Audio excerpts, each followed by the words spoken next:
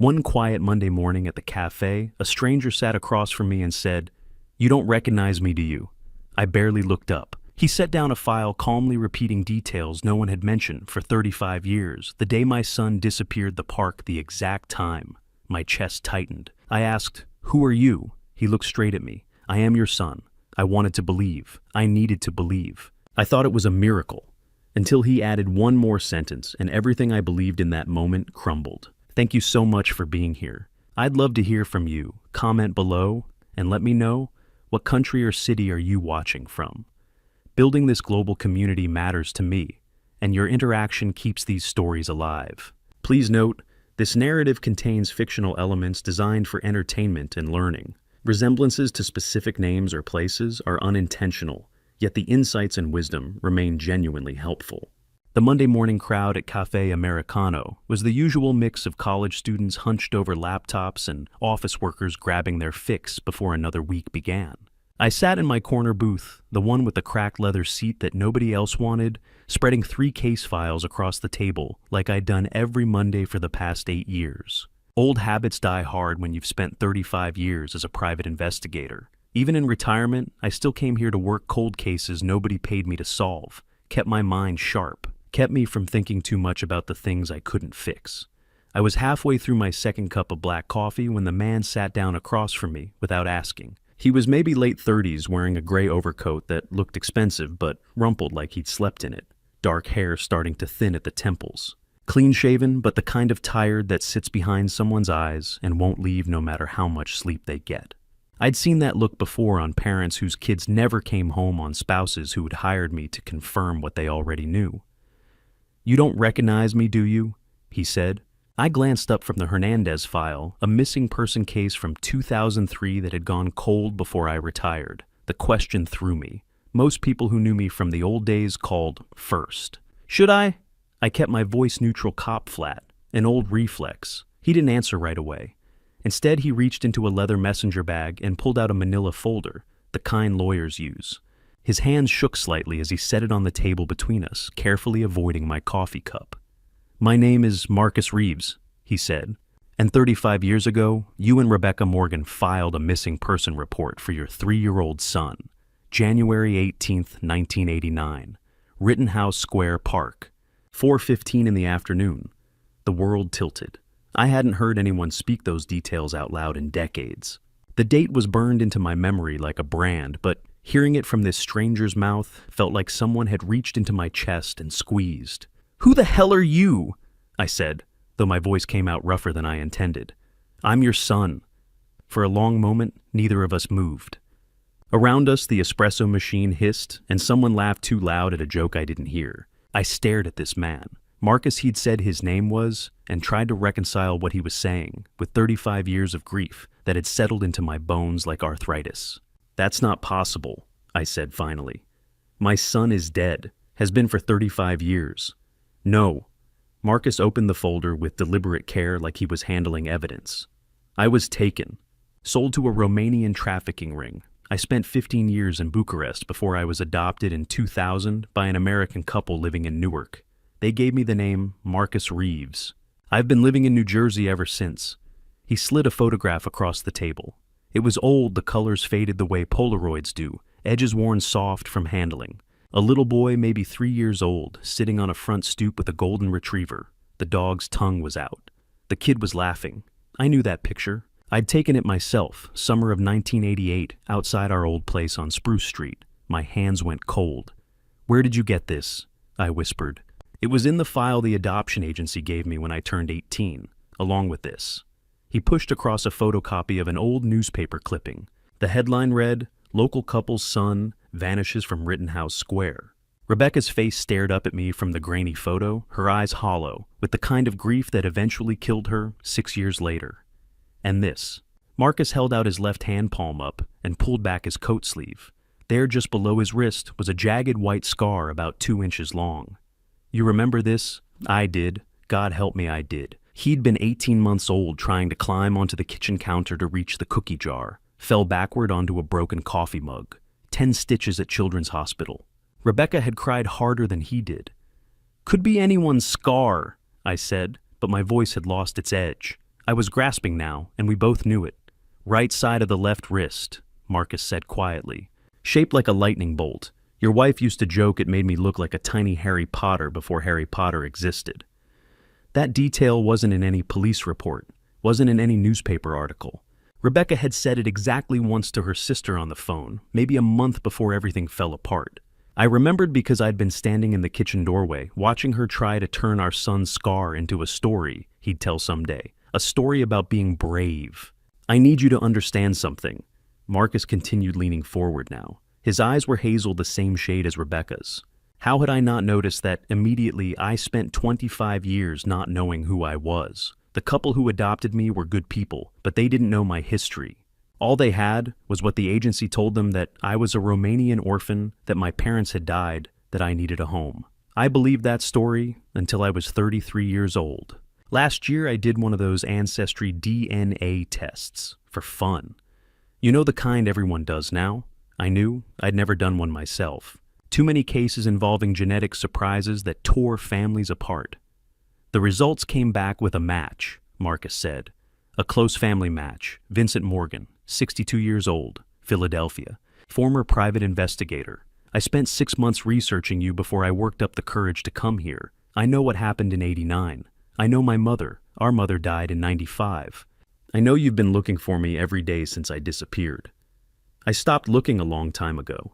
I said, though, it was only half true. You never really stop. You just learn to live around the hole. I know about Buddy, too, Marcus said softly. I froze. What? The golden retriever. He used to sleep under the stairs, right? You got him in '85, and he lived until '92. Mom wrote about him in her journal. The adoption agency gave me some of her belongings when I turned 18, things the traffickers had left behind. I guess they thought a journal wasn't worth anything. My throat closed up. Rebecca's journal. I'd assumed it was lost with everything else. The thought of her words surviving, being passed through the hands of strangers and traffickers and bureaucrats, finally making it to this man who claimed to be my son, it was too much. I need proof, I managed. More than a scar and a photograph and things you could have researched. I need a DNA test, independent lab, chain of custody. I understand. Though Marcus reached into his coat pocket and pulled out a business card. I already contacted a lab, Gene Tech downtown. They do paternity testing. We can go today if you want, right now.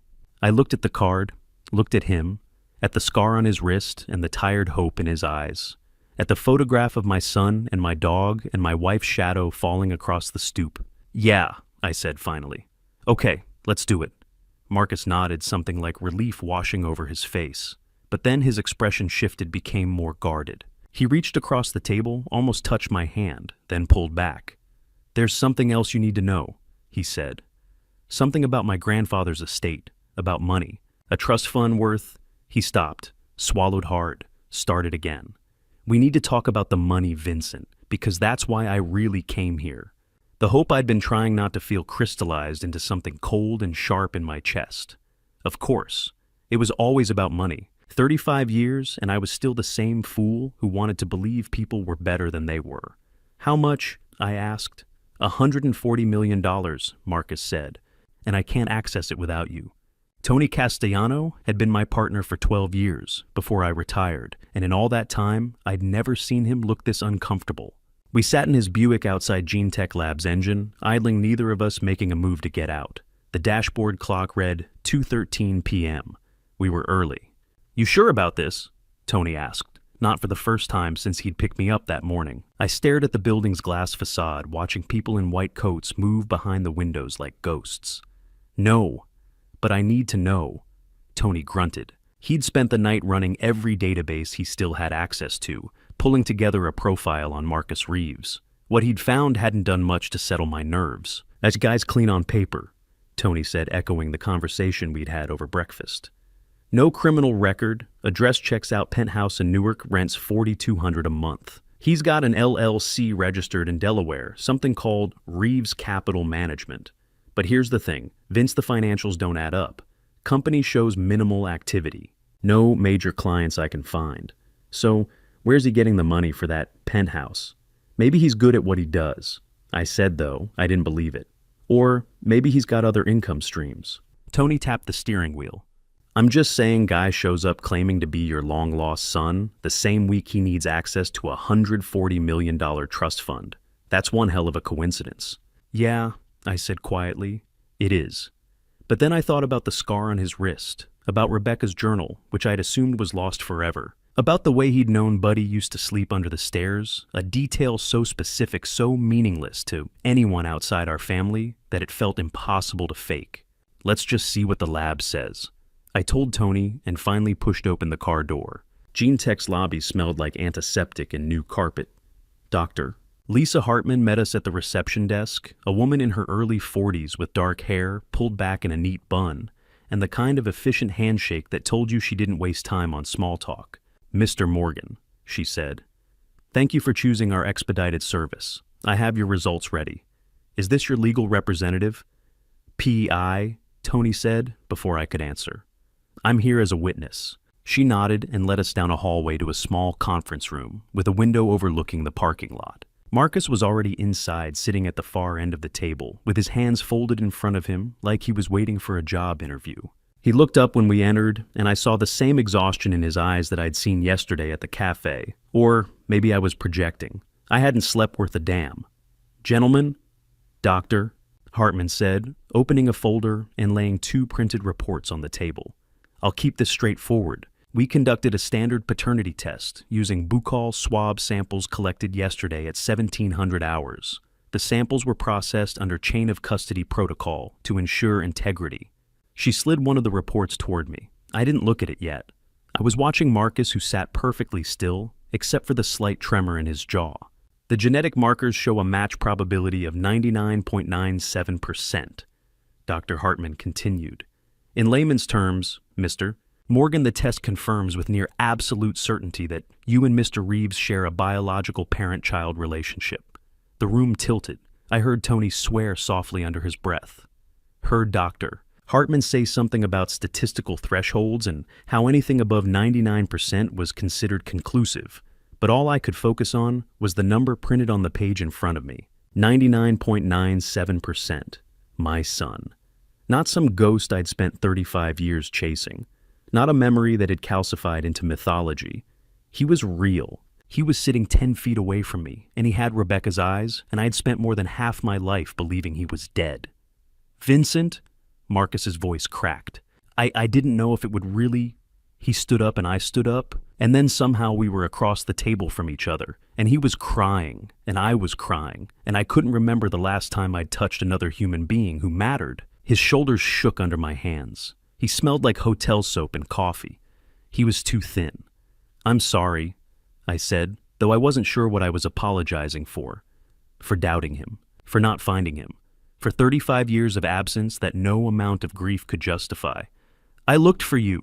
I told him, the words spilling out before I could stop them. Every day for 6 years. We put up flyers, hired investigators, followed every lead, no matter how insane it sounded. Your mother, she never gave up. Not even when the police did. Not even when I did. Marcus pulled back, wiping his face with the heel of his hand. I know. I read the case files when I was doing the research. I saw the missing person reports, the newspaper articles. I saw what it did to her. That hurt more than I expected. She died in '95, I said. Pills.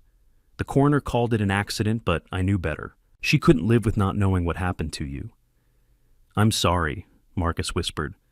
If I'd known, if I'd remembered, you were 3 years old.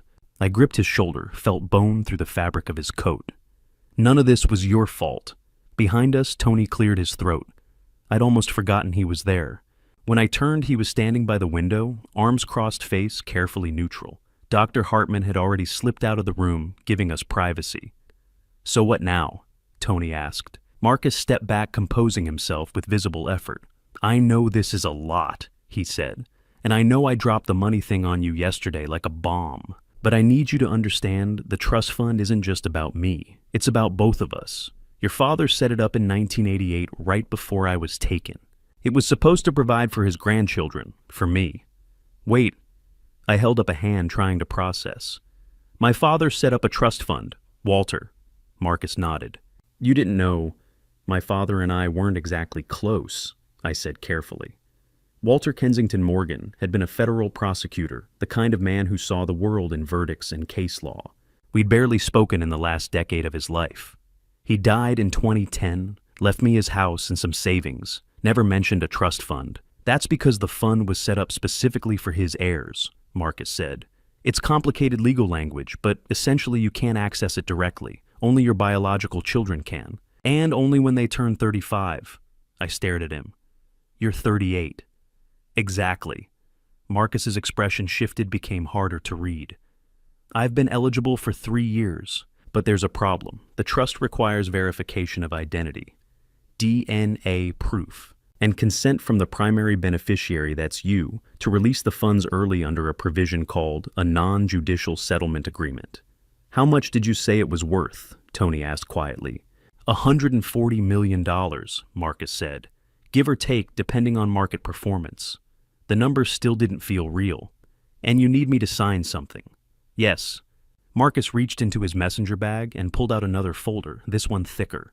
I've already spoken with an estate attorney, Gerald Foster. He's reviewed the trust documents. If you agree to meet with him, we can start the process. It would mean splitting the funds $70 million for me, $70 million for you, unless you want a different arrangement. I looked at Tony. He shook his head slightly, a warning I didn't need. Every instinct I'd honed over 35 years of chasing liars was screaming that this was too neat, too convenient. A son who appears out of nowhere the exact moment he can legally claim a fortune. But the DNA didn't lie. 99.97%. I need time, I said, to think, to process all of this. Marcus nodded, though I saw disappointment flicker across his face. Of course, I understand. But, Vincent, there's something else you should know about the trust. About why your father set it up the way he did. About who might have been involved in my disappearance. My blood went cold. What are you talking about? Your father made enemies, Marcus said quietly. Powerful ones, and I think one of them is the reason I was taken. The law offices of Foster and Associates occupied the 14th floor of a glass tower on Walnut Street, the kind of building where the elevator had mirrors and the lobby smelled like money. I stood outside for a long moment, watching my reflection in the polished doors. Marcus had been specific when he called. This was a family matter, just me and him and the estate attorney. I should have brought Tony anyway. The receptionist directed me to a conference room overlooking the city. Marcus was already there, sitting at a table long enough to seat 12, wearing a suit that probably cost more than my pension. Across from him sat a man in his 50s with silver hair and an expensive tan. Vincent. Marcus stood, offering his hand. This is Gerald Foster. He's been handling my estate matters. Your estate, I noticed, not our family. Mr. Morgan. Foster's handshake was practiced. Please sit. Can I get you coffee? I'm fine. Let's get to it. Foster smiled the way lawyers do when they're about to complicate your life. Your father established the Walter Kensington Morgan Irrevocable Trust in October of 1988, almost 3 years after your son was born. The initial funding was approximately $8 million real estate proceeds and inherited wealth. $8 million in 1988. 37 years of growth. And it's worth, as of last quarter, $141,600,000. Foster slid a document across the table. The trust has been conservatively invested index funds, bonds, commercial real estate in Center City. The number didn't feel real. My father had been a federal prosecutor, not a mogul. We'd lived comfortably, nothing lavish. The idea that he'd been sitting on this wealth and never mentioned it? Why didn't he tell me? Foster exchanged a glance with Marcus. According to his personal notes sealed until after his death, your father wanted to provide for his grandchildren without, quote, enabling Vincent's self-destructive tendency toward martyrdom. That sounded like Walter. We'd fought about money my entire adult life. The fact that he'd hidden a trust fund because he knew I'd reject it was exactly the controlling move I'd expected from him. So, the money's mine when I turn 65, I said. January 2028, 3 years. Correct. Foster pulled out another document thicker. However, there's an alternative. With consent of all parties, we can modify the trust through a non-judicial settlement agreement under Pennsylvania law. It allows us to rewrite the terms without court involvement. I looked at Marcus. And you want to rewrite the terms? I want what's fair, Marcus said carefully. The trust was meant for your grandchildren. I'm the only one. Under the current structure, I get nothing until you die. That could be decades. I'm 38. I've already lost 35 years. I don't want to wait another 30 for what's mine. So, what are you proposing? Foster tapped the thick document. An agreement that splits the assets $70 million to Marcus, immediately $70 million to you. Everyone wins. Except I have to wait 3 years anyway, I said. Why can't Marcus wait 3 years? Marcus's jaw tightened. Because I have opportunities now. Business investments, time-sensitive deals. I've been patient long enough. There it was, the edge beneath the reasonable tone. I'd heard it in interrogation rooms. The sound of someone who'd rehearsed their pitch until they believed it. What kind of opportunities? Private equity, real estate developments in Newark and Jersey City. Marcus leaned forward. Look, I know you don't know me yet. I know you're cautious. But the DNA doesn't lie. I'm your son. This money was meant for me. I'm asking for access to what's already mine. Foster slid the document toward me. 52 pages, single-spaced, dense legalese. This is the proposed agreement? It lays out terms, distribution schedules, tax implications. All it requires is 3 signatures, yours, as trustee, Marcus's, as blood heir, and mine as executor. I flipped through pages, words like decanting spendthrift provisions, fiduciary duty blurred together. I need time to review this. Of course. Foster's smile didn't reach his eyes, though there are tax advantages to executing before end of quarter. If we wait, you're both looking at higher capital gains. I don't care about taxes. I care about understanding what I'm signing. Marcus stood abruptly. This is exactly what he said you'd do. Who? My attorney. He said Vincent Morgan will drag his feet, find excuses, make this harder than it needs to be, because deep down, he still thinks I'm a stranger trying to con him. Are you? I asked quietly. The room went silent. Outside, a siren wailed down Walnut Street. Marcus's expression shifted, hurt then anger. I spent 15 years in hell because someone took me from you. I lost my mother. I lost my childhood. And now, when I finally have a chance to build something, you're going to treat me like a criminal. I'm treating you like someone I met 3 days ago. I said standing. Who showed up with a lawyer and a 52-page document asking me to sign over $70 million. What would you expect me to do? Marcus stared. For a second I saw something flicker behind his eyes. Calculation, maybe. Frustration. Take the documents, Foster said smoothly, stepping between us. Review them with your attorney if you'd like. But I'd encourage you to move quickly. Marcus mentioned financial obligations, deadlines. The longer you wait, the more complicated this becomes. I picked up the document. I'll be in touch. Marcus didn't speak as I walked to the door, but when I glanced back, he was braced against the table, and Gerald Foster was leaning close, whispering something I couldn't hear. The elevator ride down felt endless. I kept thinking about how Marcus had said, "What's already mine," like the money was a prize he'd won. And I was just the obstacle. Tony had been right. Too convenient, too rushed. I needed to read every word of that document. And I needed to find out what Marcus wasn't telling me about why he needed $70 million right now.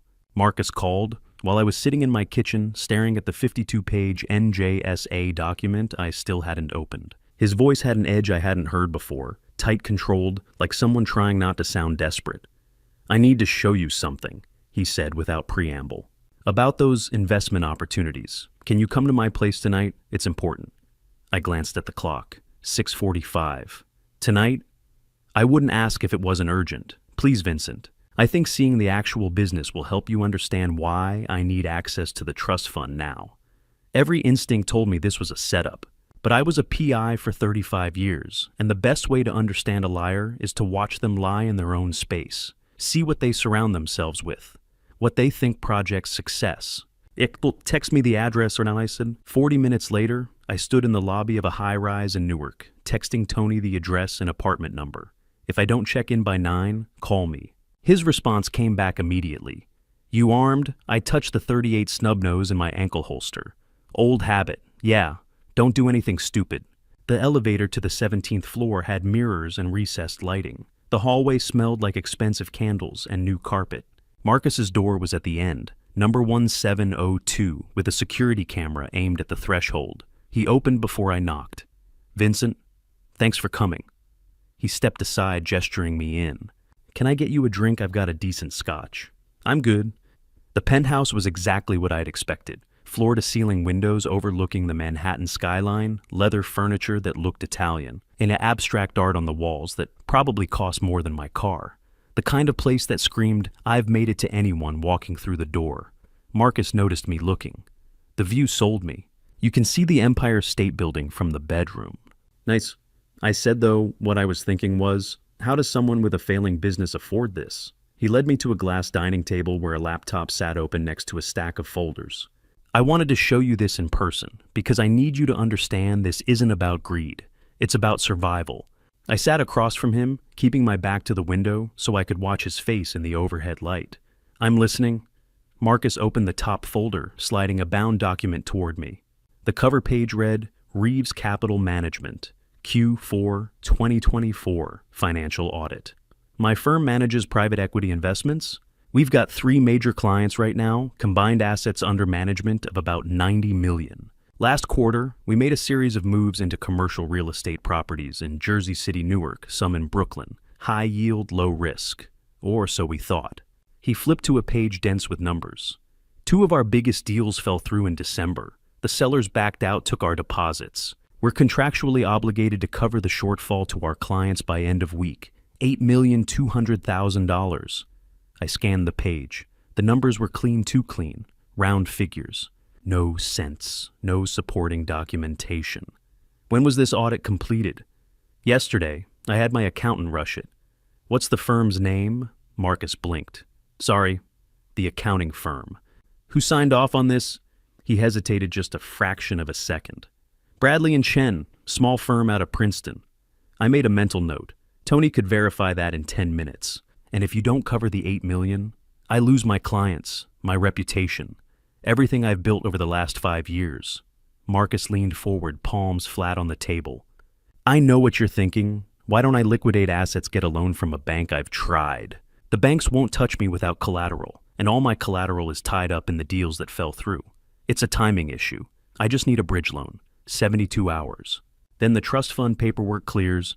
I pay you back with interest. Everyone walks away whole. You want me to give you $8 million. I want you to help your son not lose everything. The shift in his tone was subtle, but unmistakable. Less businessman, more wounded child. I'd seen this play 1,000 times, manipulators switching tactics when logic doesn't work. Go for the guilt. Marcus, I'm a retired investigator living on a pension. I don't have $8 million in cash. But you have access to lines of credit, home equity. You could call in favors from people you worked with? No. I pushed the folder back across the table. Even if I could scrape together that kind of money, I wouldn't. Not on 72 hours notice for a business I know nothing about.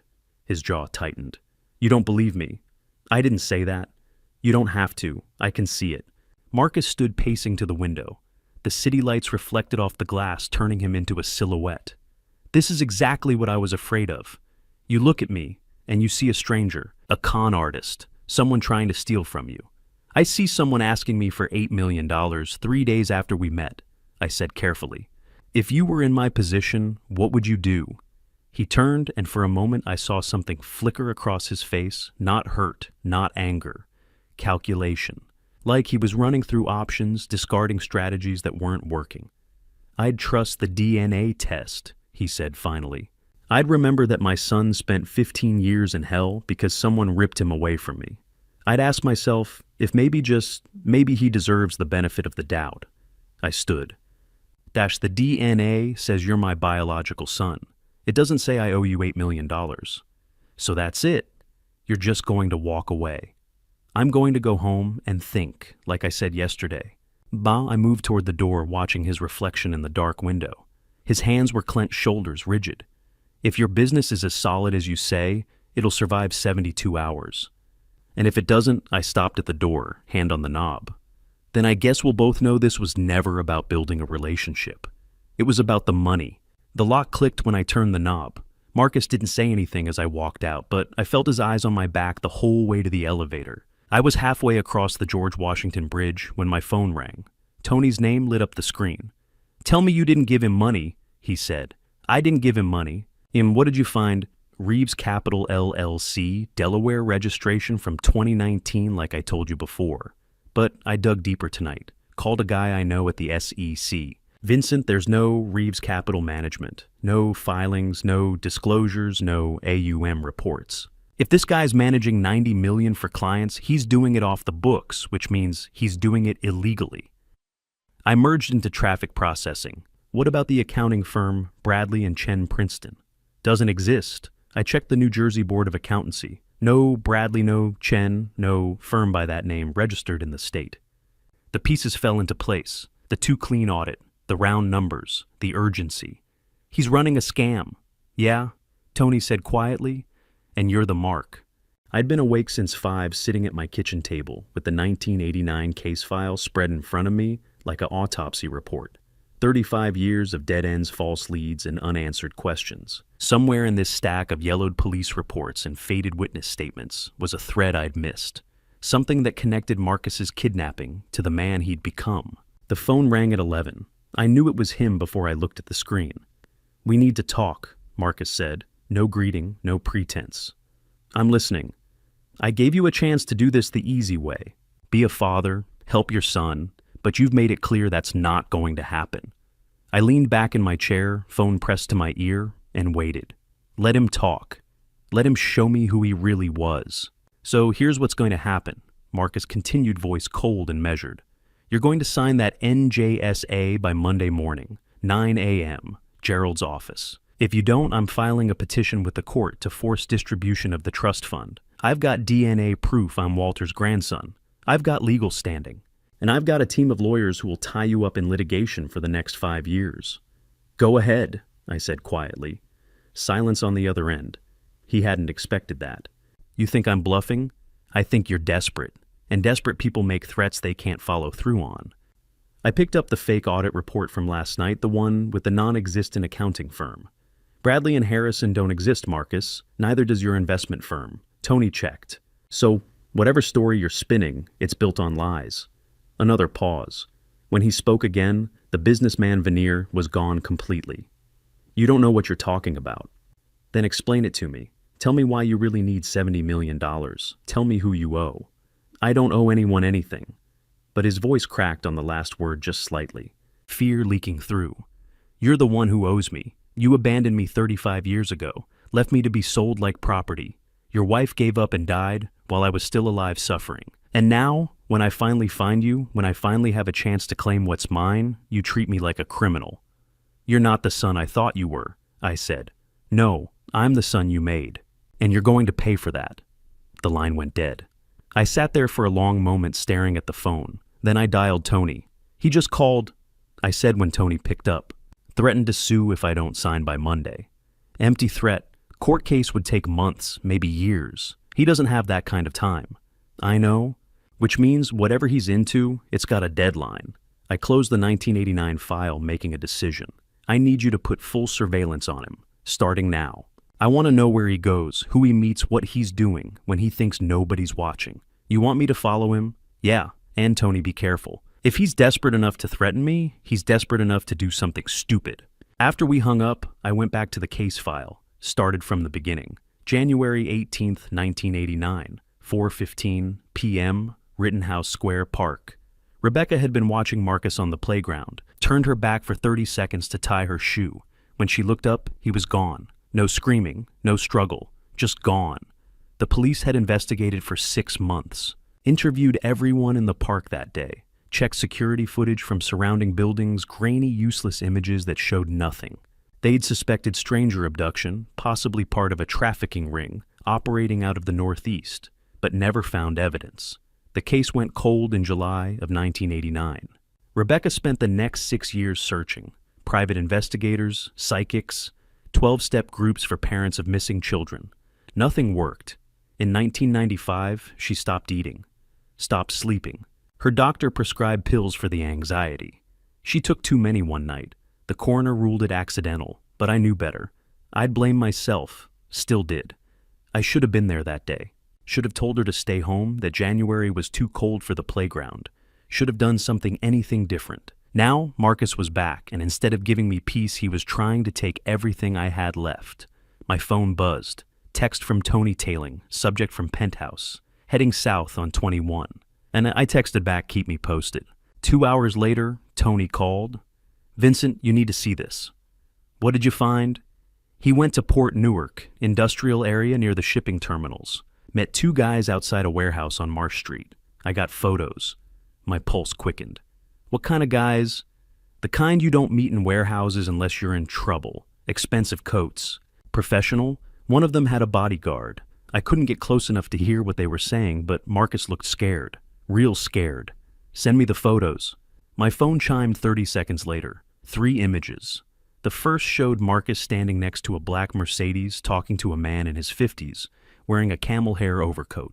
The second captured Marcus handing over an envelope.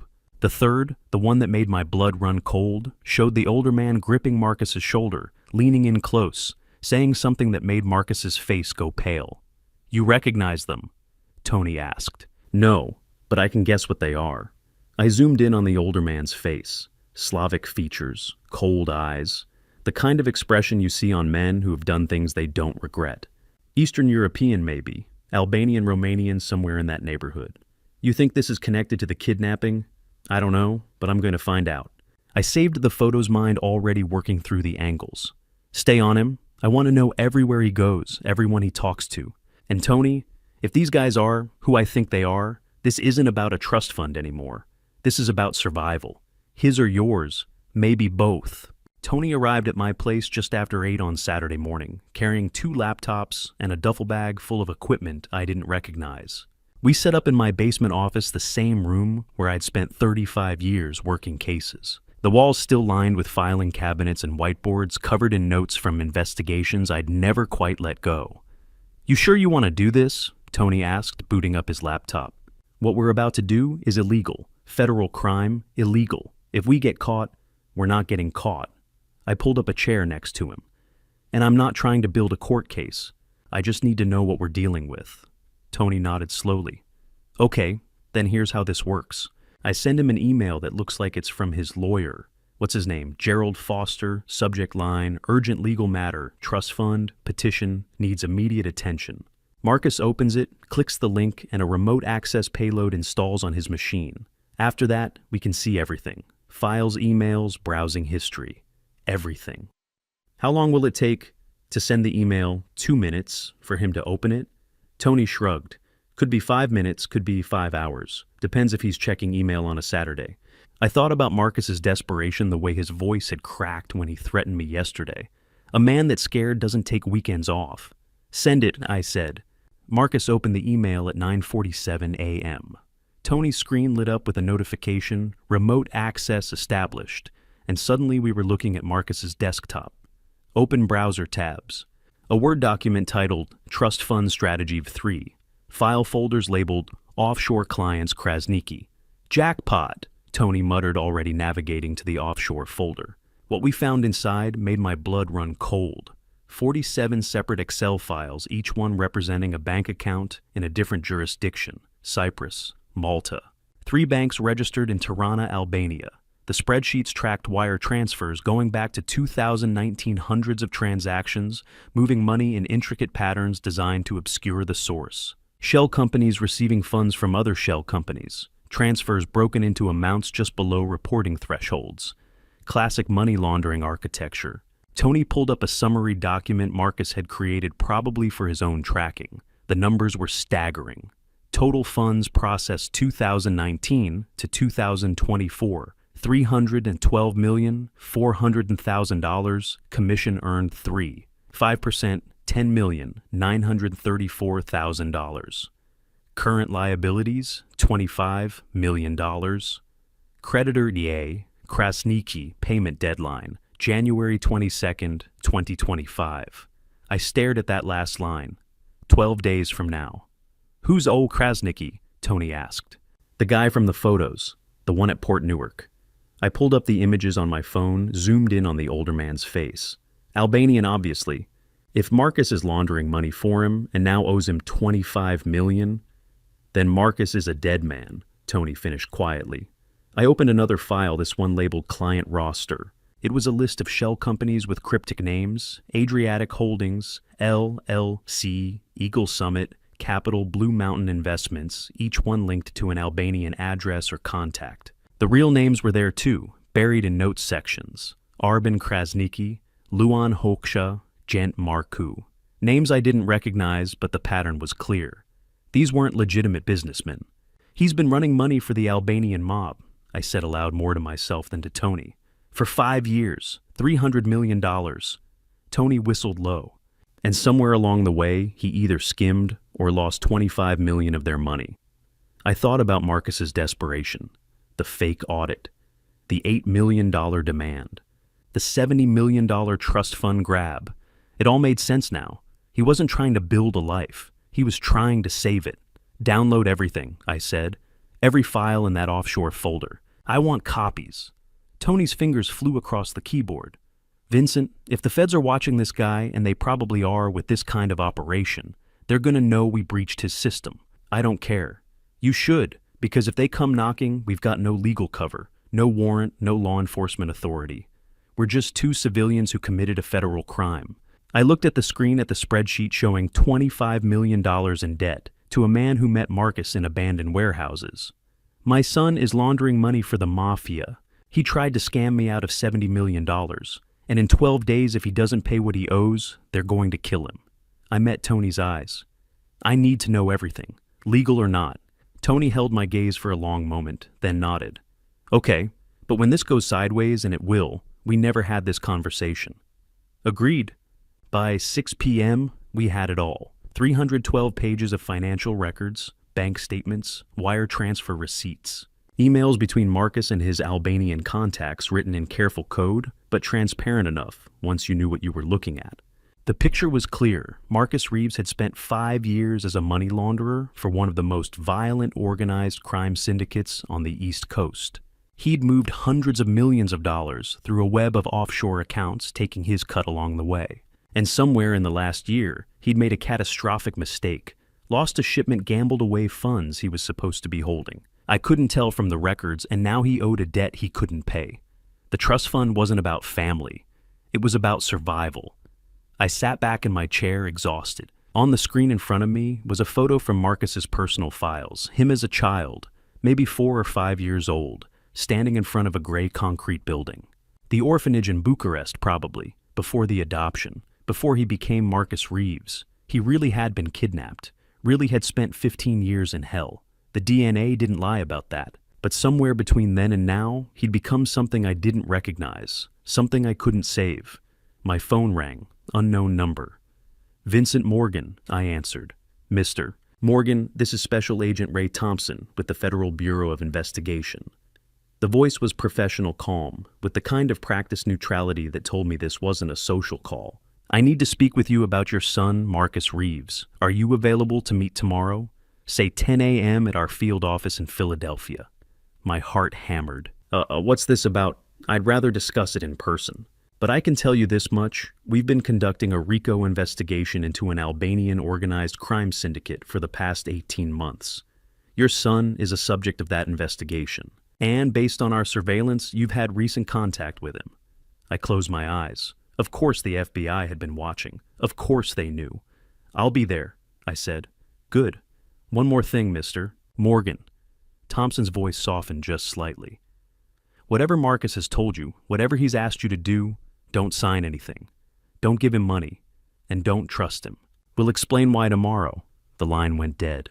Before I let the FBI expose the whole plot, let me know, comment 3 if you sympathize with Marcus, or 8 if you think he deserves punishment. I want to hear your opinion. A gentle reminder, the events in this story are partly fabricated for educational and entertainment purposes. If you want to stop following, now is the time. The streets of Philadelphia were empty at 9:30 on a Sunday morning, just the occasional jogger and delivery truck breaking the stillness. I drove past Independence Hall, past the Liberty Bell Pavilion, past all the monuments to justice and truth, and felt like a hypocrite. 24 hours ago, I'd committed a federal crime. Now I was walking into FBI headquarters, hoping they'd overlook that fact long enough to tell me how badly I'd been played. The William J. Green, Jr. Federal building sat at 6th and Arch, all concrete and tinted glass, the kind of architecture designed to make you feel small. I parked in the visitor lot, showed my ID to security, and took the elevator to the 4th floor. Special Agent Ray Thompson was waiting in the lobby. Early 40s, dark suit, FBI credentials, clipped to his belt wedding ring on his left hand. Tired eyes that had seen too many bad things and stopped being surprised. Mr. Morgan. He shook my hand with the firm grip of someone who'd been trained to project confidence. Thanks for coming. Follow me. He led me down a corridor lined with photos of former directors into a conference room with no windows and a table large enough for 10 people. A woman was already seated, laptop open, file folders stacked beside her. This is Assistant U.S. Attorney Nadia Patel, Thompson said. She's handling the prosecution side of our investigation. Patel looked up, dark eyes sharp behind wire-rimmed glasses. Mr. Morgan, please sit. I took the chair across from her, feeling like I'd been summoned to the principal's office. Thompson sat at the head of the table, opened a file folder, and got straight to it. We've been running an operation called Silent Ledger for the past 18 months, he said. RICO case targeting an Albanian organized crime syndicate operating out of New Jersey and New York. Drug trafficking, human trafficking, extortion, money laundering, the works. Primary target is a man named Arben Krasniqi. 52 years old, came to the U.S. in 1995, runs everything from a social club in Newark. We've got wiretap authority on 14 subjects, including Krasniqi and his key associates. He slid a surveillance photo across the table. The man from Port Newark, expensive coat, cold eyes gripping Marcus's shoulder. That's Krasniqi, Thompson said, and that's your son with him. I stared at the photo. I know. My partner took pictures Friday. Thompson didn't look surprised. We know. We've had Marcus under surveillance since July of 2023. We've also been monitoring his digital communications, which is how we know you accessed his computer yesterday morning. My stomach dropped. Are you here to arrest me? No. Patel spoke for the first time, voice clipped and prosecutorial. We're here to offer you a chance to help us, but first, you need to understand what your son really is. Thompson pulled out another file. This one was thicker, stuffed with financial records. Marcus Reeves has been laundering money for Krasniqi's organization since 2019. Over $300 million moved through offshore accounts in Cyprus, Malta, and Albania. He takes a commission about 3.5%. That's nearly $11 million over 5 years. I know, I said quietly. I saw the records. Then you also know he's $25 million in debt to Krasniqi. What you don't know is why. Loa Patel opened her laptop, turned it toward me. On the screen was a transaction history, highlighted entries showing transfers to casino accounts in Atlantic City and Macau. He gambled it away. Started small in 2022, escalated in 2023. By last summer, he'd lost everything he'd made and dipped into funds he was supposed to be holding for Krasniqi. When Krasniqi found out, he gave Marcus a deadline. Pay back the $25 million by January 22nd or face the consequences. January 22nd, 9 days from now. That's when Marcus found you, Thompson said. Or more accurately, that's when he decided to use you. I looked up. What do you mean? Patel pulled out another document, a 23andMe ancestry report dated April 2022. Marcus submitted a DNA sample to a consumer genetics service 2.5 years ago. The results came back with a close family match, Vincent Morgan, Philadelphia. He started researching you, found out about the 1989 kidnapping, found out about the trust fund your father established, and he built a plan. The room felt like it was shrinking. He knew who I was for 2 years. 2 years and 9 months, Patel corrected. He waited until November of last year to make contact, because that's when the trust fund would be close enough to maturity. You turn 65 in 2028. 3 years away to make the urgency plausible. He crafted the whole narrative, the victim story, the suffering, the family reunion. All of it designed to manipulate you into signing over $70 million. I thought about the way Marcus had cried in the lab, the hug, the way he'd said, "I'm sorry," like he meant it. If the DNA test was real, I said, 99.97%. The biology is real. Thompson agreed. Marcus is your son. The kidnapping in 1989 was real. But the story he told you about what happened afterward, the trafficking, the orphanage, the innocent victim trying to reconnect with his father, that was a lie. Marcus wasn't trafficked. He was taken as part of an organized hit on your family. My blood went cold. What? Thompson pulled out an old file, yellow newspaper clippings from 1985. Your father, Walter Kensington Morgan, was a federal prosecutor. In 1985, he convicted Angelo Battaglia, underboss of an Albanian crime family, on racketeering charges. 25 years in federal prison. The Battaglia family swore revenge. 4 years later, they acted on it. They took your son. I couldn't breathe. They kidnapped Marcus to punish my father. Yes, but instead of killing him, which was the original plan, they kept him. Raised him within the organization. Taught him the business. By the time he was 18, Marcus was working for them. Money laundering mostly. He's good at it. So he's been a criminal his whole life. I said more to myself than to them. Since he was old enough to understand what he was doing, yes. Patel's voice softened just slightly. I know this is hard to hear, but you need to understand the man who sat across from you and cried about being your son. That was a performance. A very good one, but still a performance. He doesn't want a relationship with you. He wants the trust fund, and when he gets it or when he realizes he can't, he'll disappear. Thompson leaned forward. Or he'll end up dead. Because Krasniqi doesn't forgive $25 million debts. I sat there, hands flat on the table, trying to process. Everything I'd believed that Marcus had been stolen, had suffered, had come back to me broken, but real. It was all constructed. A con. The best con because it had started with a truth I desperately wanted to believe. Why are you telling me this? I asked finally. Because we need your help, Patel said. Marcus won't cooperate with us voluntarily. He's too deep with Krasniqi, too scared of retaliation. But if we can get him to confess on tape, admitting to the money, laundering the offshore accounts, the whole operation, we can leverage that confession to flip him. Make him testify against Krasniqi in exchange for a reduced sentence. And you want me to get that confession, I said. You're the only one he'll talk to openly, Thompson said. He thinks you still believe him. He thinks he can still manipulate you into signing the trust fund papers. If you meet with him, wear a wire, get him talking about the money he owes Krasniqi and the offshore accounts, we can use that. I looked at both of them. And if I say no, then Marcus goes to prison anyway eventually, Patel said. But it'll take longer, more resources, more risk that Krasniqi's people destroy evidence or disappear. And in the meantime, Marcus is a dead man walking. 9 days, Mr. Morgan, that's all he has. Thompson's expression was carefully neutral. We can protect him, if he cooperates, but we need that tape. I thought about Rebecca, about the 6 years she'd spent searching for our son, the hope that had kept her going until it finally killed her, about the DNA test that said this man was hers, was mine. And I thought about the way Marcus had looked at me across that conference table at Gerald Foster's office. What's rightfully mine? Like I was just an obstacle. Will you help us take him down? Patel asked. I didn't answer, couldn't. Because somewhere in the wreckage of the last week, I'd lost the ability to tell the difference between justice and revenge. I spent Sunday night sitting at my kitchen table, staring at the same photograph I'd looked at 1,000 times before. Rebecca may be a year before, she died standing in Rittenhouse Square with a handful of missing person flyers. She was smiling in the picture. Someone had snapped it, without her knowing, probably one of the other parents in the support group, but her eyes were empty.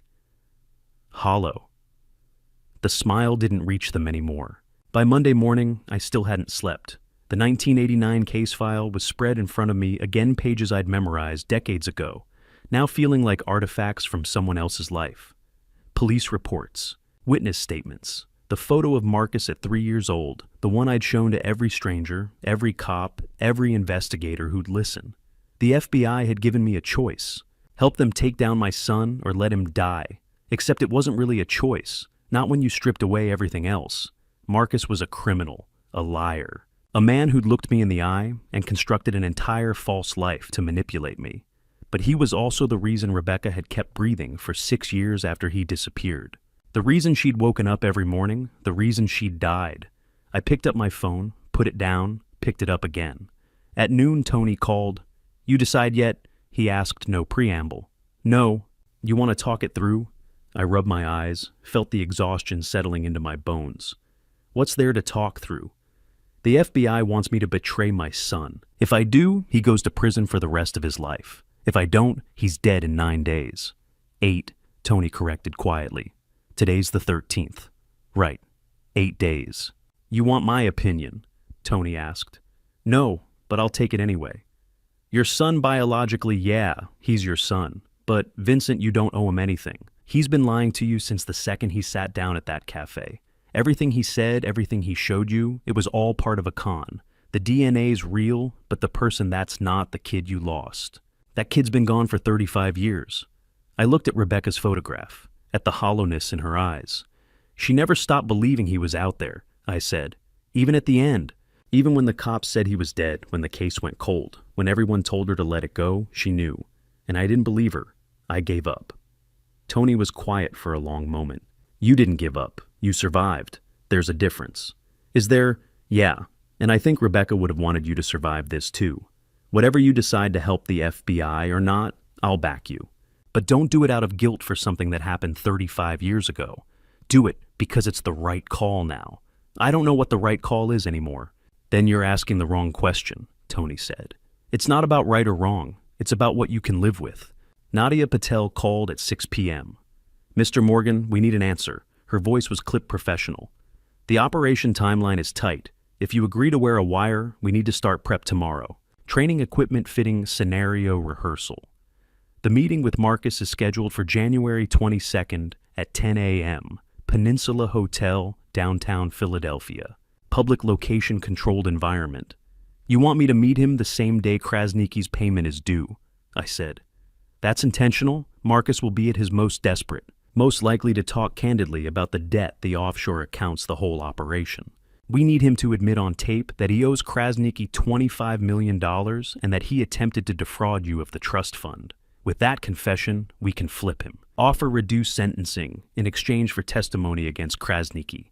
And if he won't flip, then he goes to prison for a very long time. Patel paused. But at least he'll be alive. If you don't help us, Mr. Morgan, Marcus Reeves will be dead by the end of next week. Krasnicki doesn't negotiate, he doesn't forgive. $25 million is a death sentence. I closed my eyes, thought about Rebecca finding Marcus in the park that last time, tying her shoe, looking up and seeing him gone. 30 seconds. That's all it took to lose everything. I need to think, I said. You've had 24 hours to think. We need an answer. The line went dead. Ray Thompson called at 7. Vincent, it's Ray. Look, I know Nadia came on strong. That's her job. But I want you to understand something. His voice was quieter than it had been in the FBI office, less official.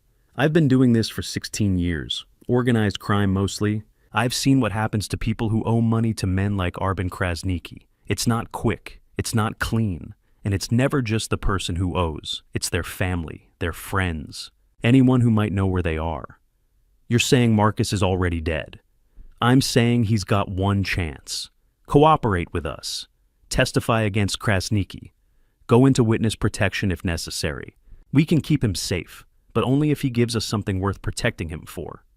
And you think he'll do that? I think he will if you ask him to. Ray let that sit for a moment. You were a PI for 35 years. You know how this works. You know when someone's past the point of saving themselves. Marcus is there, but you're not. You can still walk away from this clean. Or you can help us give him a shot at something other than a bullet in the back of the head. I thought about that, about what Marcus had said in Gerald Foster's office. You abandoned me 35 years ago. Now you owe me. Maybe I did, maybe I didn't. But Rebecca had never abandoned him, not once. Not until her heart gave out from the weight of hoping. If I do this, I said slowly, I need a guarantee. You protect him. After the wire, after he talks, Krasnicki doesn't get to him. Not in jail, not in witness protection, not ever. If Marcus cooperates, we'll protect him, Ray said.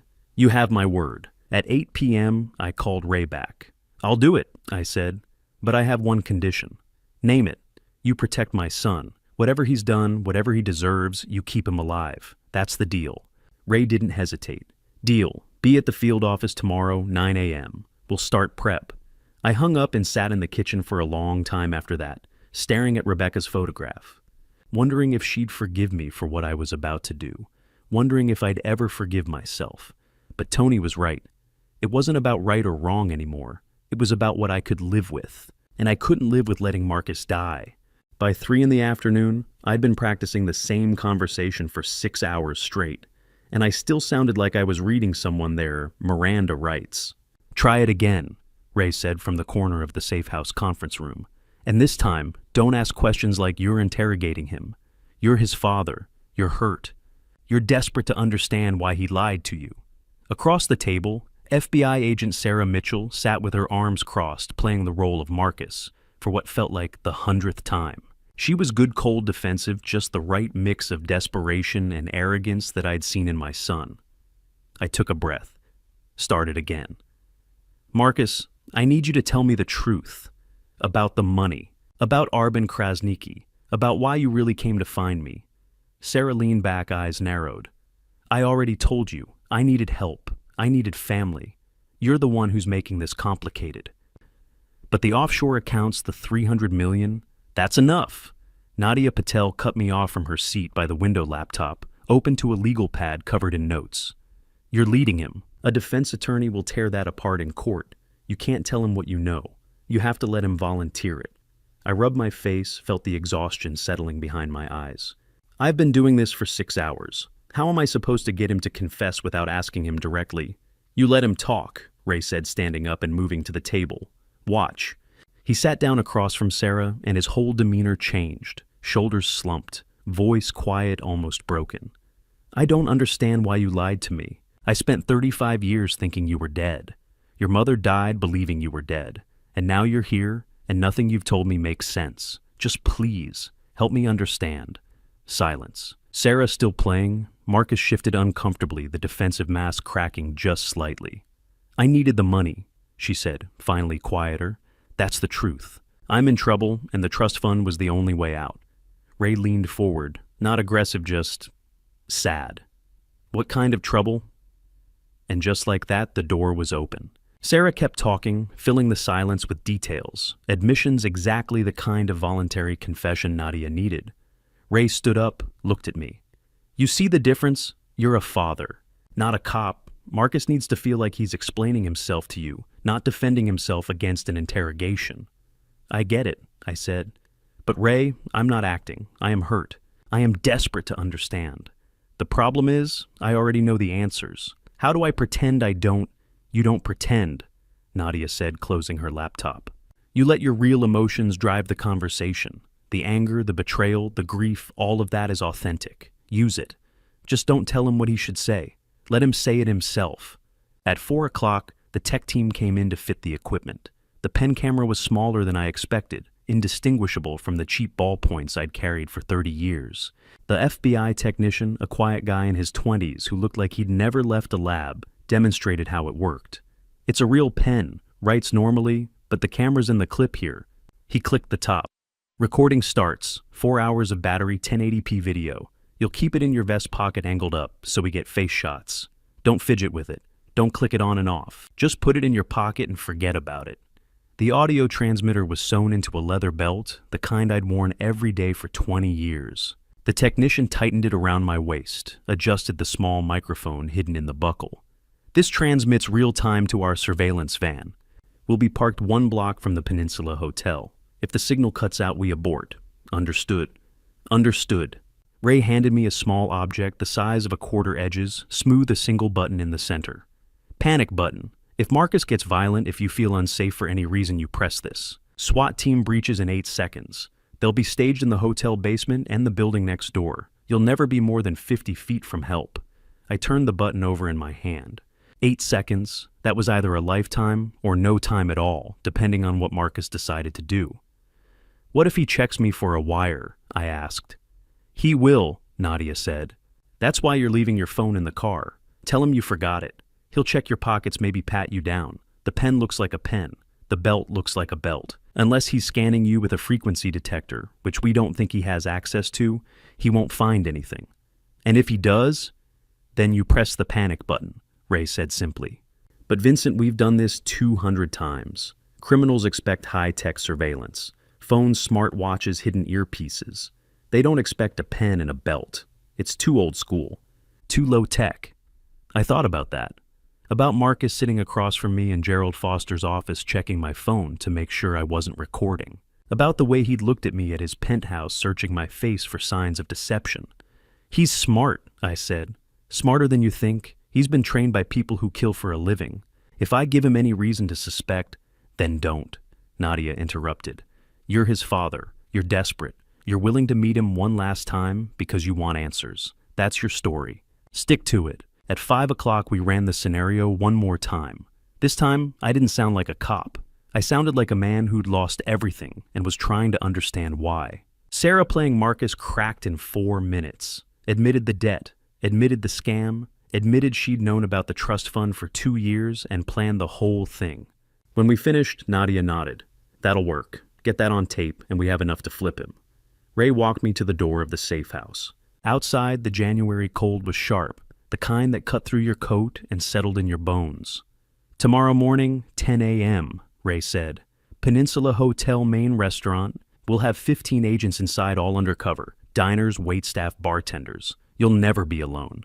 But Vincent, he paused, met my eyes. Once you walk into that room, there's no turning back. Marcus will say things you don't want to hear. You'll record him confessing to crimes that'll send him to prison for the rest of his life. And when it's over, he'll know you set him up. He'll hate you for it. I know. Do you? Ray's voice was quiet. Because in my experience, knowing something intellectually and living with it emotionally are two very different things. I thought about Rebecca, about the way she'd looked at Marcus's photo every night before bed, like if she stared hard enough she could will him back into existence. About the 6 years she'd spent hoping, and the 30 years I'd spent regretting that I'd given up. This might be the last real conversation I ever have with my son, I said. Either he goes to prison and never speaks to me again, or Arben Krasnicki's people kill him by the end of the day. Either way, tomorrow is the end. Ray didn't disagree. If it helps, you're doing the right thing, giving him a chance at life even if it's behind bars. That's more than he deserves. Maybe. I pulled my coat tighter against the wind. But it doesn't feel like enough. It never does, Ray said. And then, you ready for this? I looked back at the safe house, at the lights in the windows where Nadia and the tech team were packing up equipment, at the pen camera in my pocket and the belt transmitter around my waist. No, I said. But I'll be there anyway. I couldn't sleep, hadn't really expected to. At 11 p.m. on the night before I was set to betray my son, I sat at the kitchen table with the lights off, staring at a photograph that had been in the same frame for 37 years. Summer of 1988. Rebecca, Marcus, and me on the front steps of our house on Spruce Street. Marcus was maybe 2.5, sitting on Rebecca's lap, holding a popsicle that was melting faster than he could eat it. Rebecca was laughing at something I'd said. I was looking at the camera, but my hand was on her shoulder, and we looked happy. 6 months after that photo was taken, everything ended. It was January 18th, 1989, 4:15 in the afternoon, Rittenhouse Square Park. I wasn't there. I was working a case insurance fraud, something that didn't matter then and matters even less now. Rebecca had taken Marcus to the playground because he'd been cooped up inside all week, and even though it was cold, the sun was out and he needed to burn off energy. She told me later, when the police asked her to walk through it for the 5th time, that she'd been watching him on the slide. He'd gone down 3 times, climbed back up, gone down again. She bent down to tie her shoe. 30 seconds, maybe less. When she looked up, he was gone. No screaming, no struggle, no one saw anything. The park wasn't crowded. It was winter cold. Most families stayed inside, but there were people there. Dog walkers, joggers. Someone should have seen something. No one did. Rebecca called me at 4:30. I was 20 minutes away. By the time I got there, she'd already called the police, already searched every corner of the park, already started asking strangers if they'd seen a little boy in a blue coat with a dog on it. The police treated it like a stranger abduction. Interviewed everyone in the park that day, pulled security footage from buildings around the square, grainy, useless, showed nothing. They worked the case hard for 6 months. Then it went cold. Rebecca never stopped. She printed flyers, went to support groups for parents of missing children, hired private investigators when we couldn't afford it, talked to psychics, drove to New York to Baltimore to anywhere someone reported seeing a child who might be Marcus. I gave up in 1995. Told myself he was gone, told myself we had to move on, or the grief would kill us. I was right about the second part. Rebecca died in August of that year. The coroner called it an accidental overdose. She'd been prescribed pills for anxiety, took too many one night. I found her in our bedroom still holding the photo from 1988. There was no note. I never knew if it was an accident or if she'd just decided she couldn't do another day without knowing what happened to him. She wasn't taken with Marcus. People get that wrong sometimes when I've told the story over the years. She was there that day watching him play, doing what any mother does on a January afternoon. Turned her back for 30 seconds. When she looked up, he was gone. She lived 6 more years searching for him. Then the grief killed her. I pulled out the 1989 case file, again spreading the pages across the table, the way I had 1,000 times before. Police reports, witness statements, photos of the park, the flyer Rebecca had made with Marcus's picture and our phone number, and buried in the middle, on page 47 of a 52-page report, a detail I'd overlooked for 35 years. Witness dog walker male 60s reported seeing black Mercedes sedan. Older model parked on Walnut Street, adjacent to Park 4 to 4, 20 p.m. Partial plate, foreign registration, possibly Albanian. Vehicle left scene, 4:22 p.m. direction, westbound, Albanian. I sat back, the pieces falling into place. The FBI had told me Marcus's kidnapping was ordered by Angelo Battaglia, the Albanian mob boss my father had convicted in 1985. Revenge for putting Battaglia away for 25 years. I'd heard the story, understood it intellectually, but I hadn't connected it to this, to the black Mercedes, to the fact that someone had been watching the park waiting for the right moment. It wasn't random, it was never random. Someone had targeted my family, watched us, waited until Rebecca was alone with Marcus, took him as payment for what my father had done, and I'd missed it. For 35 years, the evidence had been sitting in a police report I'd read 100 times, and I'd never seen it. I wondered if my father had known. If Walter had suspected the Battaglias might come after his family and never warned us. If he'd set up that trust fund in 1988 because he knew something was coming. The anger I felt toward him, toward a man who'd been dead for 15 years, surprised me with its intensity. I pulled out a piece of paper and started writing.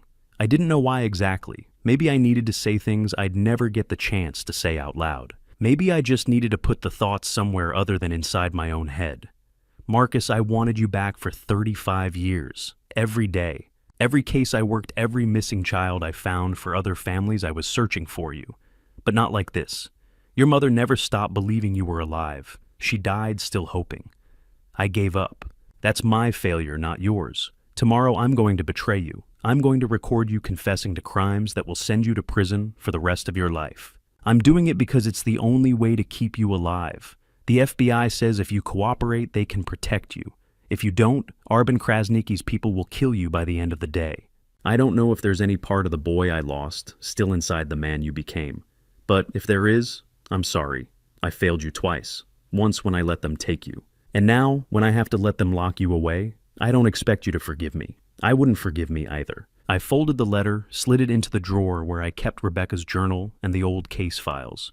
Maybe someday I'd give it to him. Maybe not. It didn't matter. Writing it was enough. My phone buzzed on the table. Text from Ray Thompson, 7 a.m. Command van 2 blocks south of Peninsula Hotel. Don't be late, and Vincent get some sleep. You'll need it. I looked at the clock. 11:45. In 7 hours and 15 minutes, I'd put on the wire, walk into that hotel restaurant, and sit across from my son for what might be the last conversation we'd ever have. I thought about Rebecca. About the way she used to sit at this same table looking at Marcus's photo, willing him to come home. About how she'd lived for 6 years on nothing but hope, and how that hope had eventually consumed her. I'd spent 35 years wishing I could have one more chance to find him, to bring him home, to fix what had been broken that day in Rittenhouse Square. Tomorrow, I'd get that chance, and I was going to use it to destroy him. I closed the case file, turned off the kitchen light, and tried to sleep. I didn't succeed. But at some point before dawn, I stopped trying to figure out if what I was doing was right or wrong and started focusing on the only thing that mattered, keeping my son alive. Even if it meant he'd spend the rest of his life hating me for it. That was something I could live with. Barely. I couldn't sleep. Every time I closed my eyes, I saw that line from the police report. Black Mercedes sedan, foreign registration, possibly Albanian. At 11:30, I gave up trying. Went to my office, opened my laptop, and started searching. Walter Kensington Morgan Angelo Battaglia, 1985. The first result was a Philadelphia Inquirer article from March 12, 1985. The headline, Federal Prosecutor Breaks Albanian Mob Ring. I clicked through, scanned the text. My father's name appeared in the second paragraph, Assistant U.S. Attorney Walter Kensington Morgan secured a guilty verdict Tuesday against Angelo Battaglia, 45, underboss of the Curti crime family. Battaglia was convicted on 14 counts of racketeering, drug trafficking, and conspiracy to commit murder. He faces 25 years in federal prison. There was a photo. My father on the courthouse, steps younger than I remembered him, holding a briefcase and looking directly at the camera with the kind of confidence that came from winning. Next to him in handcuffs was Angelo Battaglia, thick-set dark eyes, the expression of a man who didn't forgive. I kept reading. Found another article from 3 days later, smaller, buried on page 7 of the Daily News. Convicted. Mobster threatens prosecutor's family. Angelo Battaglia, recently sentenced to 25 years for racketeering, was escorted from the courtroom Friday after shouting threats at AUSA Walter Morgan. "Your bloodline will pay," Battaglia reportedly said. "Everything you love will be taken." I sat back from the screen, hands shaking. My father had known. He'd known that Angelo Battaglia wanted revenge, and he'd never told us.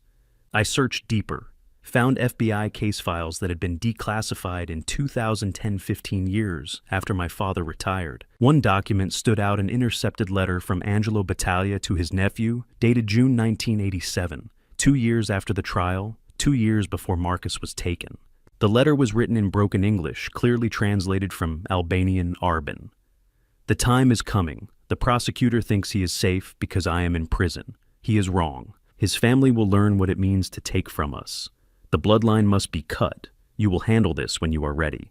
Do not act until I give word. A.B. Arbin. Arbin Krasniki." I pulled up another search, Angelo Battaglia family tree.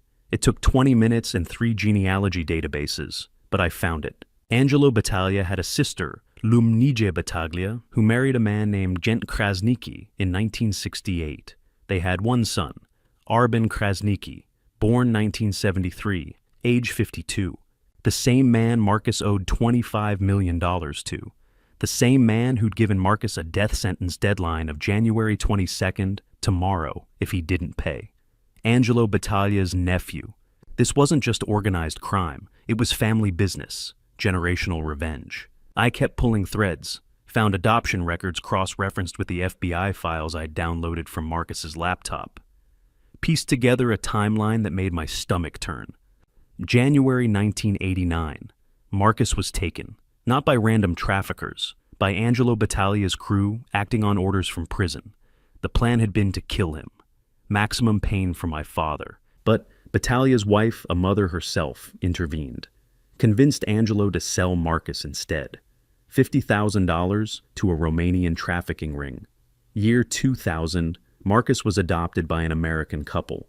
Given the name Marcus Reeves. Told he was an orphan whose parents had died in an accident. Year 2005, Arbin Krasniki tracked Marcus down.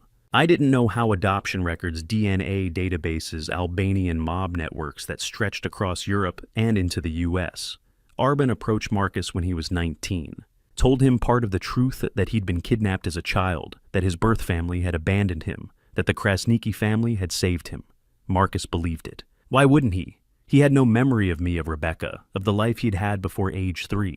Arbin became his mentor, his handler, trained him in money laundering, offshore accounts, the mechanics of moving cash for criminal enterprises. By 2019, Marcus was good enough to handle $300 million.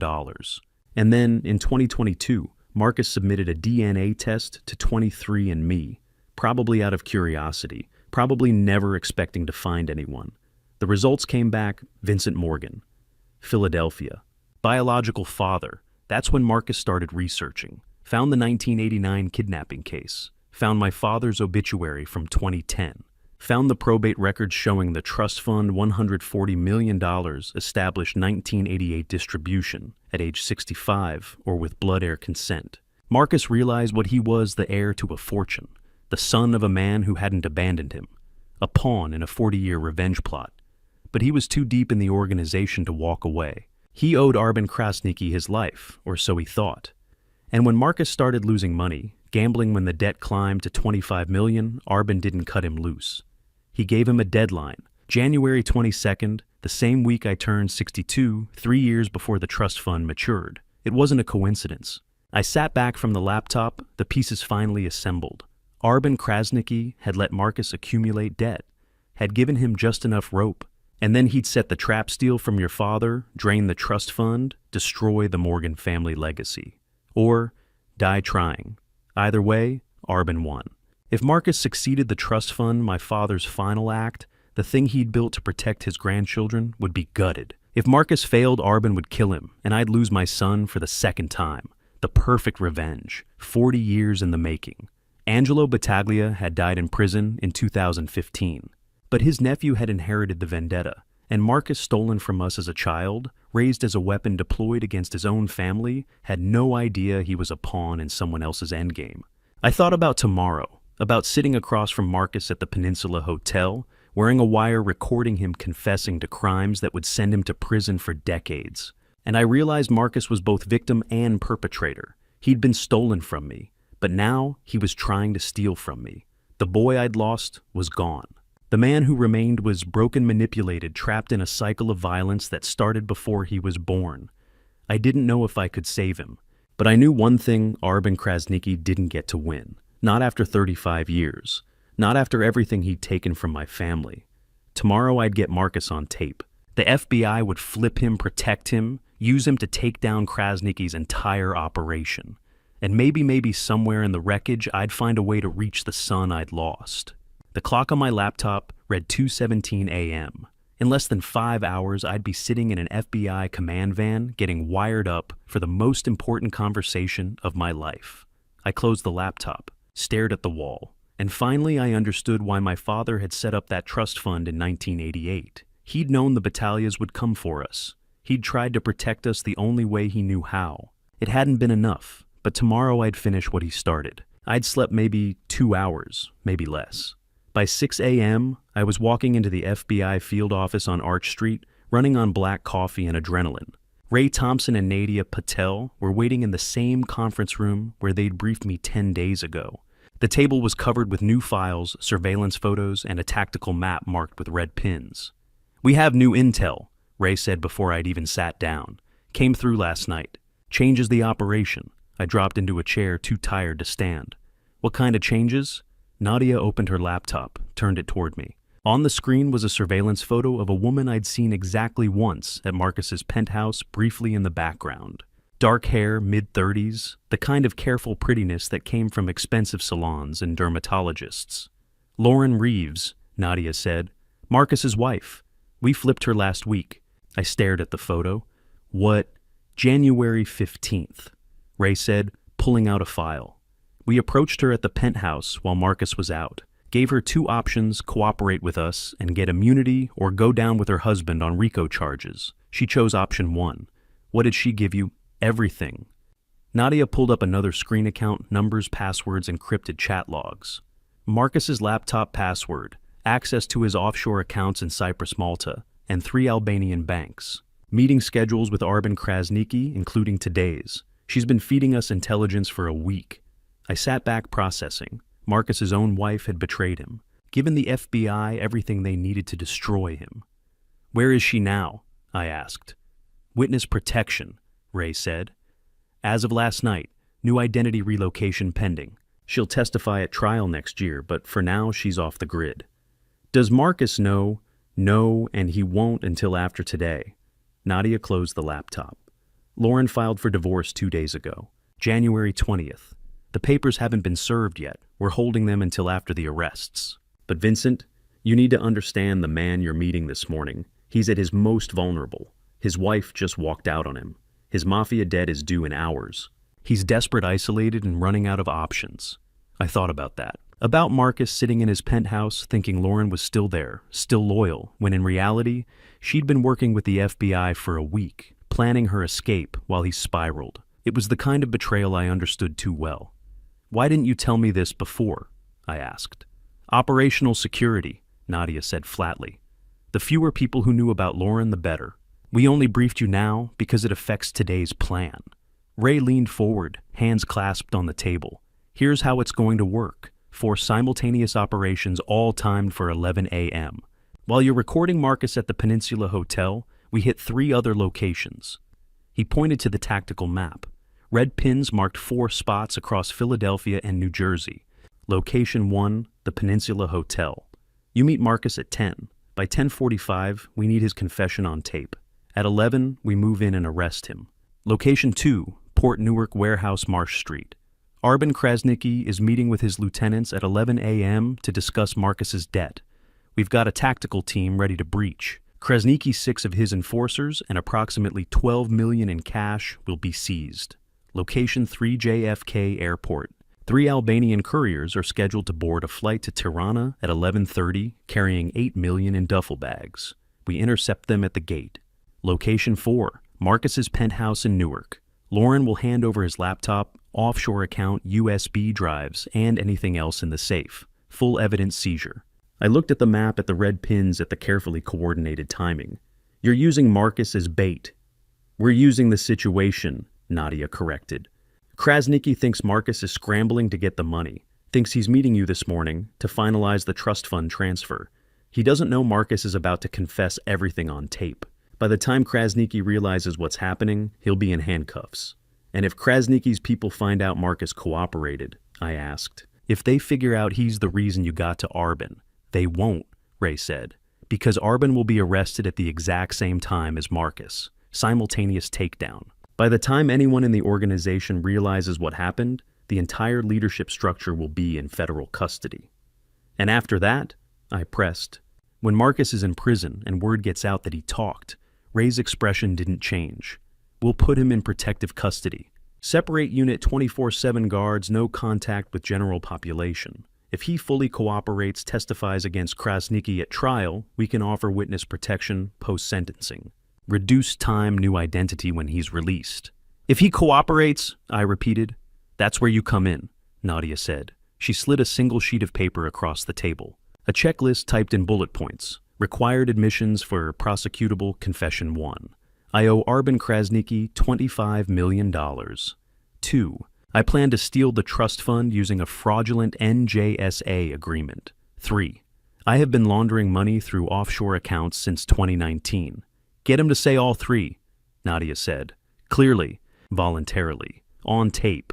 Without those admissions, we don't have enough to flip him. And if we can't flip him, we can't protect him. I stared at the checklist. 3 sentences, 3 confessions that would send my son to prison for decades. What if he refuses? I asked. What if I get him on tape and he still won't cooperate? Ray and Nadia exchanged a glance. Then he goes to trial, Nadia said. And based on the evidence we have, the offshore accounts, the wire transfers, Lauren's testimony, he's looking at life without parole. No deal, no protection.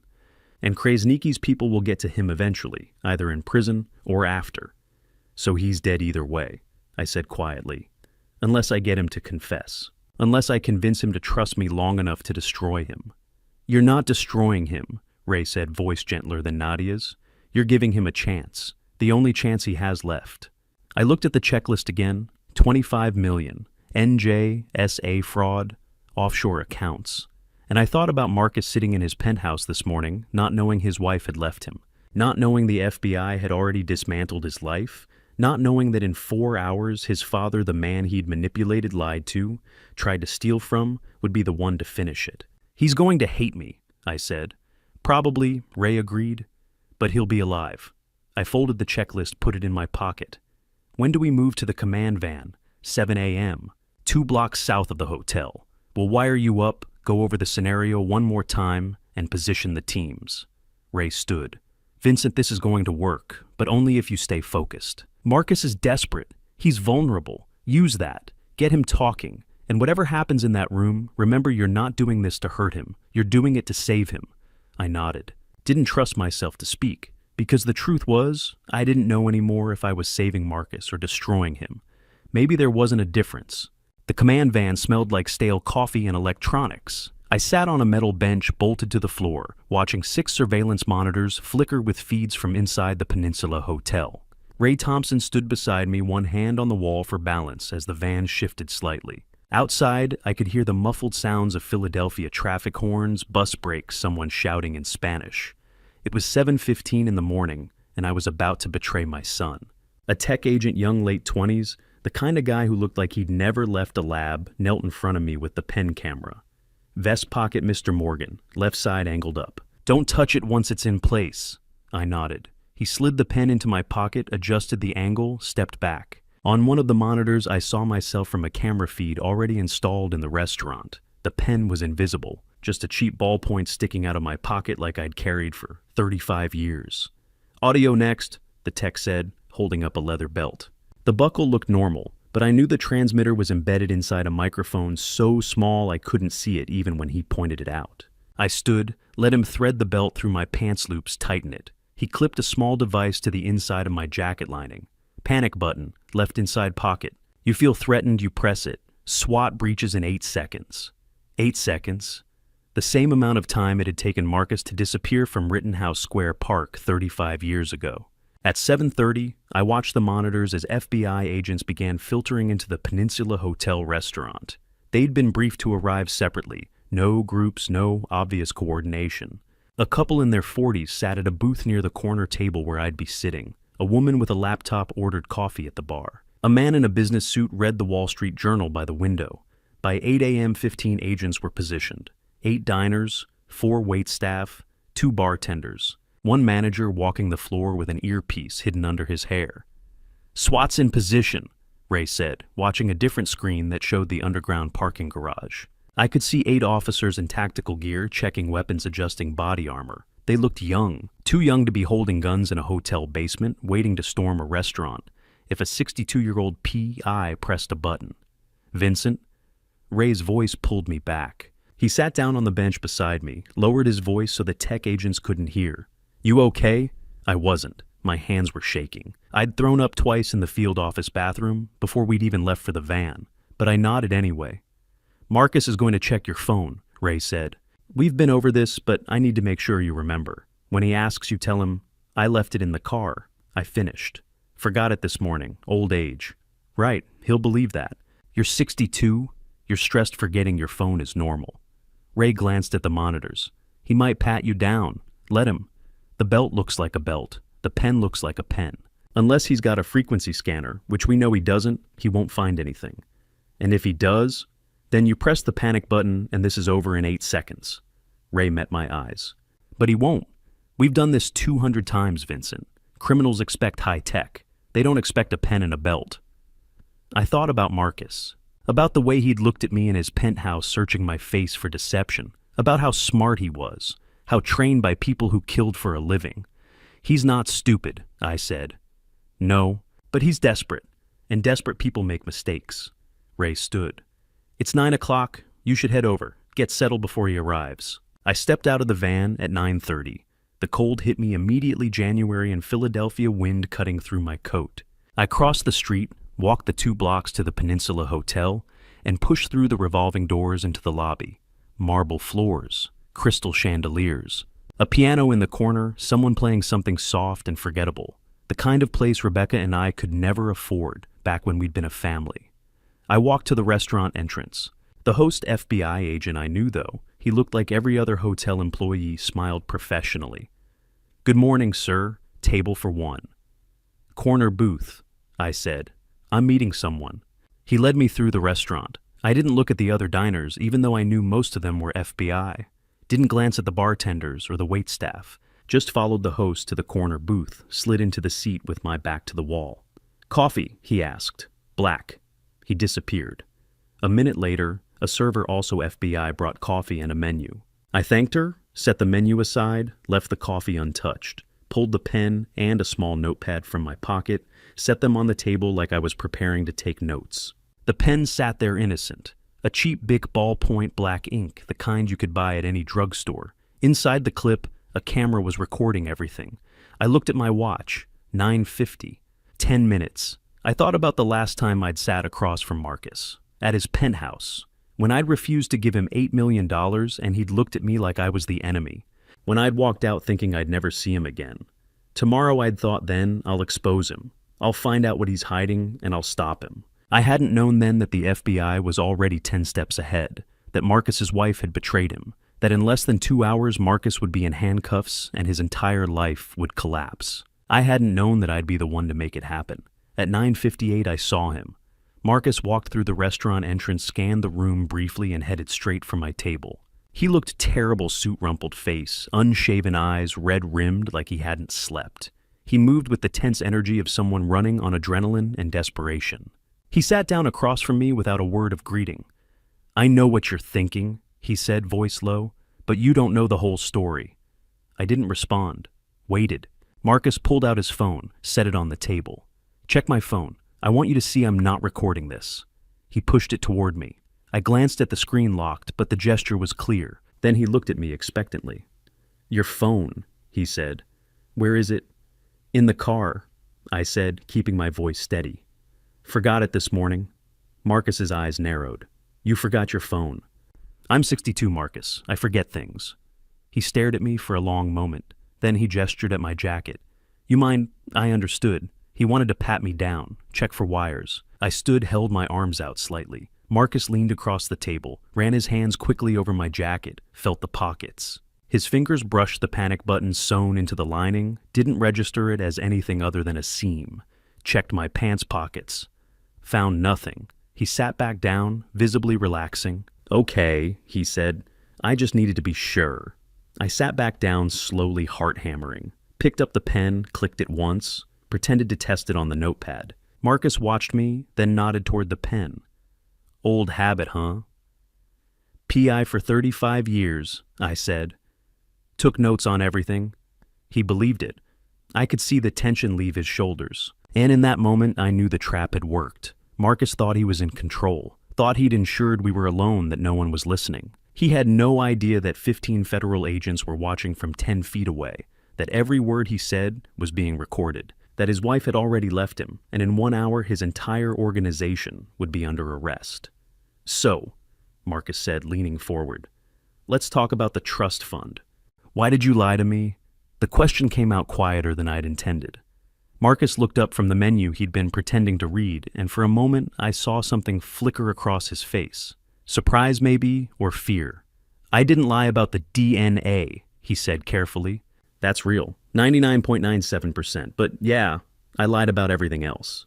I leaned back against the booth, felt the pen camera shift slightly in my vest pocket. Somewhere in a command van 2 blocks away, Ray Thompson was listening to every word. 15 FBI agents sat within 20 feet of us, pretending to eat breakfast. "The $8 million, I asked. "The trust fund?" Marcus's hands were shaking. He pressed them flat against the table, trying to steady them. "I owe Arben Krasniqi $25 million. Deadline is today, 5 p.m. If I don't pay, I'm dead." There it was, the first admission. I forced myself to stay calm, to keep my voice level, even as my heart hammered against my ribs. "How did you get $25 million in debt?" Marcus laughed, but there was no humor in it. "I've been laundering money for them since 2019, over $300 million. I took a cut about 3.5%. That's nearly $11 million over 5 years. He paused, looked down at his hands. "I gambled it away. Atlantic City McCool, online poker. Started small in 2022. By last summer, I'd lost everything I'd made, and I dipped into funds I was supposed to be holding for Krasniqi. When he found out, he gave me until today. Pay it back or face the consequences." I thought about the FBI's raid plan. In less than an hour, Arben Krasniqi would be in handcuffs at a warehouse in Port Newark. But Marcus didn't know that. He thought he had 5 hours to live. "So you found me," I said, "to steal the trust fund?" "Yes." Marcus met my eyes, and I saw something like defiance there. "I did the DNA test in 2022, found out you were my father, started researching, found the kidnapping case, found your father's obituary, found the probate record showing the trust fund $140 million. And you waited 2 years to contact me. I waited until the timing was right. You turned 65 in 2028, 3 years away, close enough to create urgency, far enough that you wouldn't be suspicious of the deadline." He pulled the NJSA document from his messenger bag, the same 52-page agreement Gerald Foster had shown me weeks ago. "I was going to use this to transfer $70 million to me immediately, then drain the rest through the power of attorney clause buried on page 47. You would have signed it, and by the time you realize what you'd done, the money would be gone." "And the story about being trafficked," I asked. "About suffering for 15 years, about wanting to reconnect with your father." Marcus didn't answer for a long moment. When he spoke, his voice was barely above a whisper. "Some of it was true. I was kidnapped, I was sold. I did spend time in an orphanage in Bucharest, but the part about wanting family, about missing you, he stopped. I wanted it to be true, I really did. But it wasn't. No. I thought about Rebecca, about the way she'd spent 6 years searching for this man, believing he was out there somewhere, waiting to be found. About the way that hope had eventually killed her. "Did you ever care that I'm your father?" I asked. Marcus's composure finally cracked. His eyes filled with tears, and when he spoke, his voice shook. "I wanted to. When I first found out, when the DNA test came back and I saw your name, I wanted to feel something.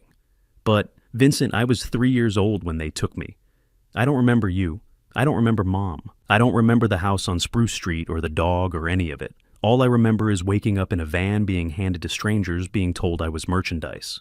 A tear ran down his cheek. He wiped it away roughly. I spent 17 years not knowing who I was. And when I finally found out, when I finally had a name and a history and a family, I was already so deep in Krasniki's organization that there was no way out. The trust fund was supposed to be my escape, my chance to pay off the debt and disappear, start over. "But you weren't going to share it with me," I said. "You were going to take it all." "Yes." I looked at him, this man, who had my DNA and Rebecca's eyes, but was a stranger in every way that mattered, and I felt something break inside me. "Your mother died because of you," I said.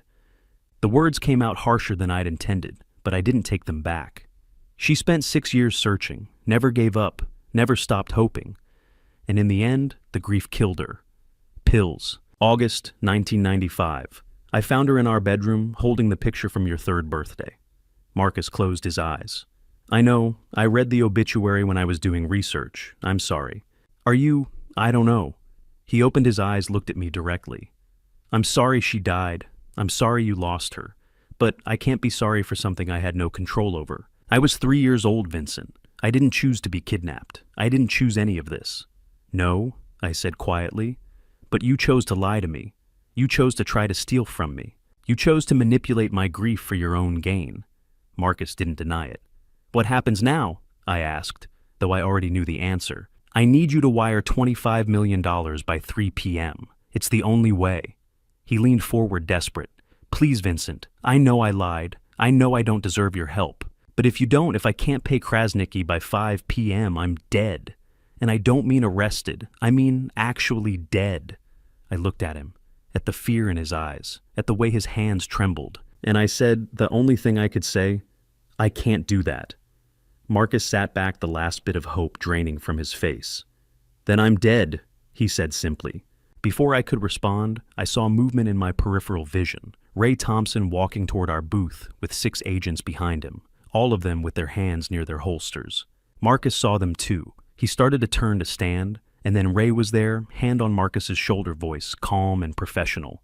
"Marcus Reeves, you're under arrest for money laundering, wire fraud, and conspiracy to commit racketeering." Marcus went very still, and then slowly he turned to look at me. "You," he said, voice flat, "you set me up." I couldn't speak, couldn't move. Just sat there with the pen camera still recording in my pocket as Ray pulled Marcus's hands behind his back and cuffed him. "I'm sorry," I finally managed. Marcus didn't respond.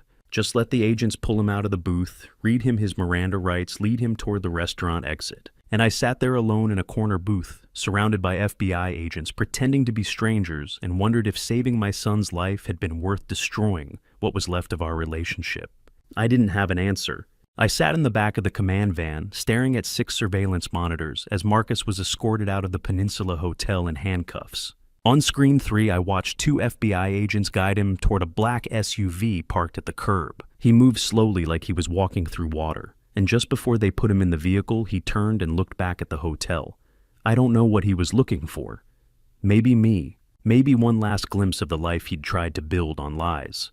But from where I sat 2 blocks away, all I could see was a stranger being loaded into a car. Ray Thompson stood beside me, one hand braced against the van's wall.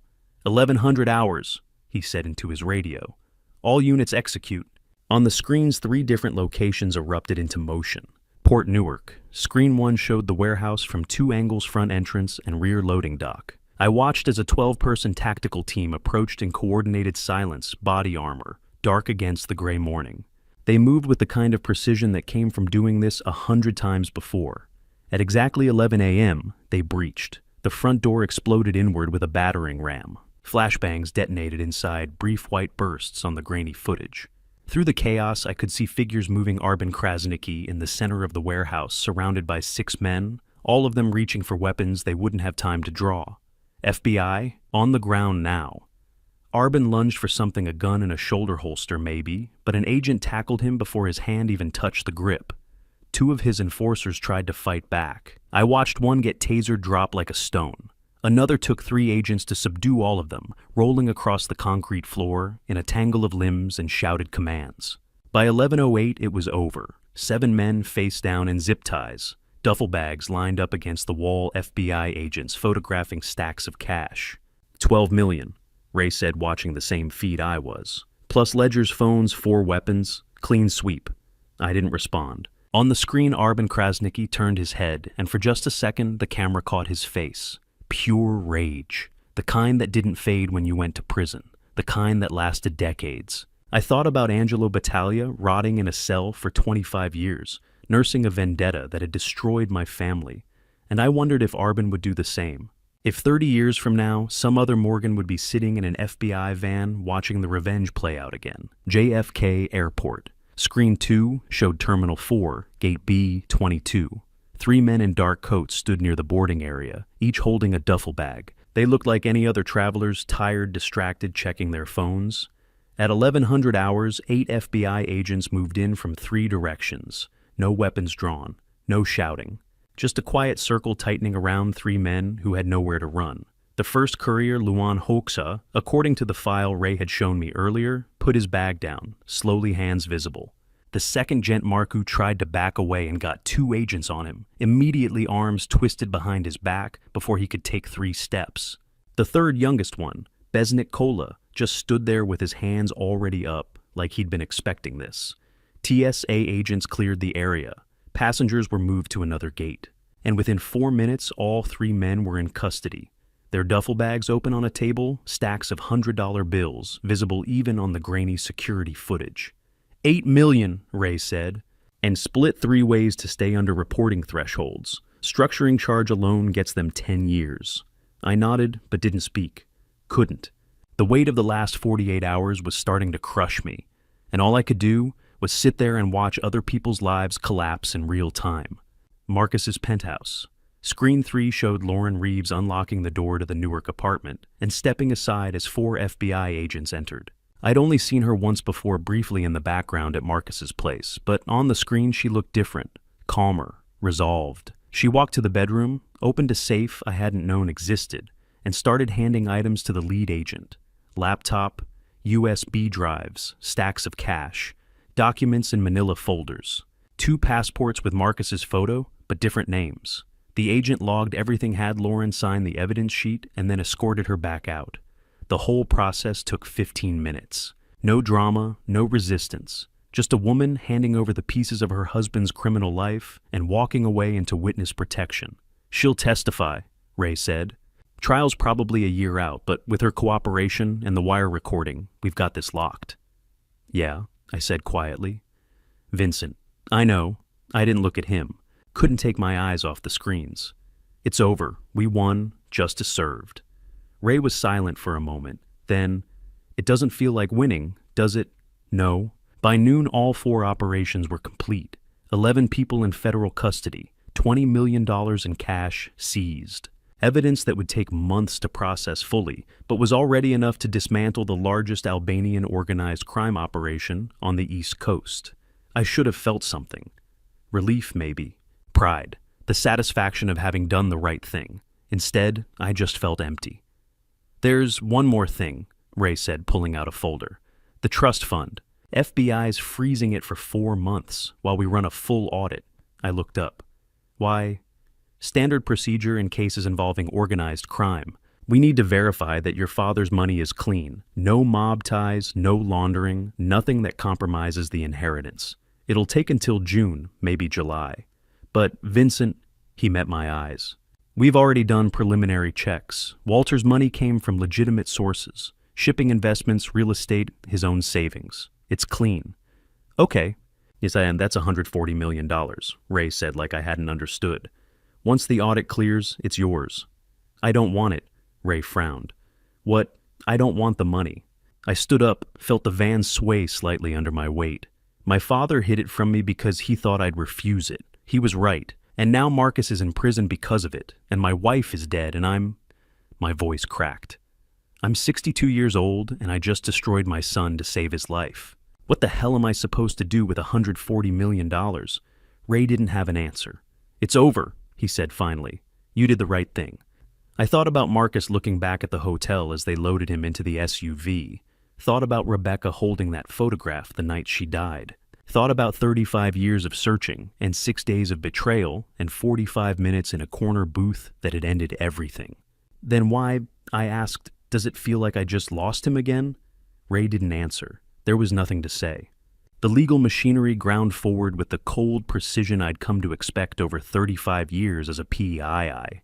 But this time, I wasn't watching from the outside. On February 6th, 2025, Marcus Reeves was formally arraigned in the United States District Court for the Eastern District of Pennsylvania, and the charges filled 3 pages: conspiracy to commit money laundering, 18 counts of wire fraud, racketeering conspiracy under 18 U.S.C. Section 1, 1962, D, and conspiracy to defraud the United States. The prosecution's evidence summary ran to 412 pages, and I received a copy via certified mail. I read every word. Count 1 stated that, between January 2019 and January 2025, the defendant knowingly laundered approximately $300 million in proceeds of criminal activity through 47 offshore accounts in Cyprus, Malta, and Albania. Count 2 detailed how the defendant devised a scheme to defraud Vincent Morgan through fraudulent representation of identity DNA evidence and exploitation of a family trust fund valued at $140 million. I didn't attend the arraignment because I couldn't bear to see Marcus standing in that courtroom in shackles, but Ray called me from the courthouse steps and told me Marcus had pleaded not guilty. His voice was flat professional when he added, "Standard procedure, Vincent. The plea deal comes later." I hung up and stared at the phone for 20 minutes, trying to reconcile the image of the 3-year-old boy stolen from Rittenhouse Square with the 38-year-old man now facing life in prison. By mid-March, the pieces of Marcus's civilian life began to fall apart in ways that felt inevitable, yet somehow still shocking. Lauren Reeves filed for divorce on March 12th, citing irreconcilable differences and criminal conduct by respondent. And Ray told me over coffee that she'd been relocated to an undisclosed city under the Federal Witness Security Program. Marcus didn't contest the divorce, and his attorney, a public defender named Michael Ortiz, told the judge his client waived his right to a hearing. I wondered if Marcus felt anything when he signed those papers, or if by then he'd gone numb the way I had after Rebecca died. The way I felt now watching my son's entire existence unravel from a distance while I sat in my office surrounded by 35 years of case files that suddenly meant nothing. The plea offer arrived in April, and Ray forwarded me a redacted copy along with a terse email that read simply, "Thought you should know. Assistant U.S." Attorney Nadia Patel had structured a deal that would allow Marcus to plead guilty to conspiracy to commit money laundering 1 count and wire fraud 5 counts in exchange for the government, dropping the RICO charge and recommending a sentence of 35 years in federal prison, with eligibility for parole after 25 years. 35 years meant Marcus would be 73 when he walked out the same age I'd be in 11 years, and the symmetry of that felt cruel. Nadia's cover letter included a single handwritten line at the bottom. "This is the best offer he'll get. RICO exposure would be life." I called Ray immediately and asked why they'd dropped the RICO charge, and he explained that Lauren's cooperation had given them Arben Krasniqi, the entire Albanian network, and a clear picture of Marcus's role as a money launderer rather than a ringleader. Technically, Marcus was a tool, Ray said, and I could hear him choosing his words carefully. A very expensive, very guilty tool, but Krasniqi was the architect. I thought about Angelo Battaglia's 40-year revenge plan, and wondered if Marcus had ever really had a choice, or if he'd been a pawn from the moment those men threw him into the back of that black Mercedes in 1989. Marcus accepted the plea deal on May 9th, and Tony attended the hearing because I still couldn't bring myself to go. He texted me a photo of the courtroom Marcus in an orange jumpsuit, hands cuffed, head bowed, and I deleted it immediately because I didn't want that image burned into my memory alongside all the others. The weeks that followed felt like watching water drain slowly from a sink each day, exactly like the one before, until Ray called again on June 4th, with news I'd stopped expecting. "The trust fund's been released," he said, and I was sitting in my office going through old case files when the words registered. The forensic audit had concluded that Walter Kensington's money was clean 100% legitimate, earned through a shipping logistics company he'd founded in 1978, with no mafia ties, no laundering, no proceeds of crime. The $140 million was legally mine, and I hung up the phone and walked to the window. Staring out at the Philadelphia skyline, while somewhere in a federal holding cell, Marcus sat waiting for sentencing. I didn't want the money. I wanted my son back. On June 18th, a letter arrived from the Federal Detention Center in Philadelphia, inmate number 08742-048, and the handwriting was careful and controlled, in a way that reminded me of the adoption papers Marcus had shown me back in January. "Dad," it began, and that single word hit me harder than anything else in the past 6 months. "I don't expect forgiveness. I don't deserve it. I know what I did to you, to Mom's memory, to the man who tried to protect me 35 years ago. I've had a lot of time to think about the kidnapping, about the choices I made, about the fact that I had a father who spent 3 decades looking for me, and I repaid him by trying to steal from him. I can't undo any of it, but I want you to know, I wish it had been different. I wish I'd had the chance to be your son." The letter was signed simply. Marcus and I read it 4 times before I picked up the phone and called the detention center to schedule a visit. The clerk asked for my relationship to the inmate, and I paused for only a moment before I answered, "Father." I sat in the 3rd row of the federal courtroom at 8:55 on Monday morning, June 15th, 2025, watching the bailiff arrange papers on the judge's bench, while my hands gripped the edge of the wooden pew, hard enough to leave marks. Ray sat beside me in silence, and when I glanced at him, he gave me the kind of nod that meant, "You don't have to be here," but we both knew I did. At exactly 9 o'clock, the side door opened, and 2 U.S. Marshals led Marcus into the courtroom in an orange jumpsuit and leg shackles that rattled with each shuffling step, and I felt something crack open in my chest when I saw how much weight he'd lost in the 5 months since his arrest. Marcus took his place at the defense table next to Michael Ortiz, his hands cuffed in front of him, and he didn't look back at the gallery, even though I knew he could feel me watching.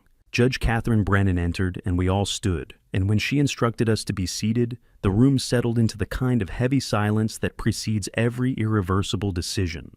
Nadia Patel rose from the prosecution table and approached the bench with a folder that I knew contained the summary of everything Marcus had done, and her voice was calm and professional when she began to speak.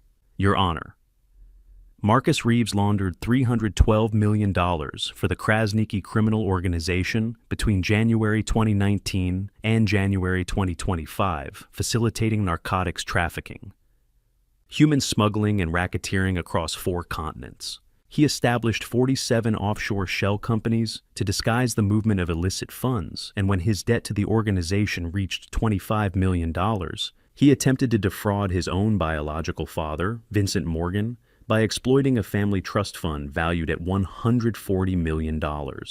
She paused and looked directly at Marcus when she added, "The defendant used his own kidnapping as a child to manipulate the victim's grief and trust."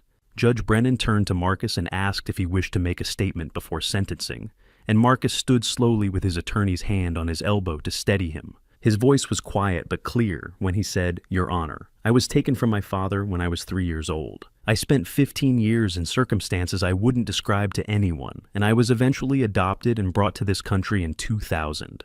I don't say that to excuse what I did. I don't blame anyone for the choices I made as an adult.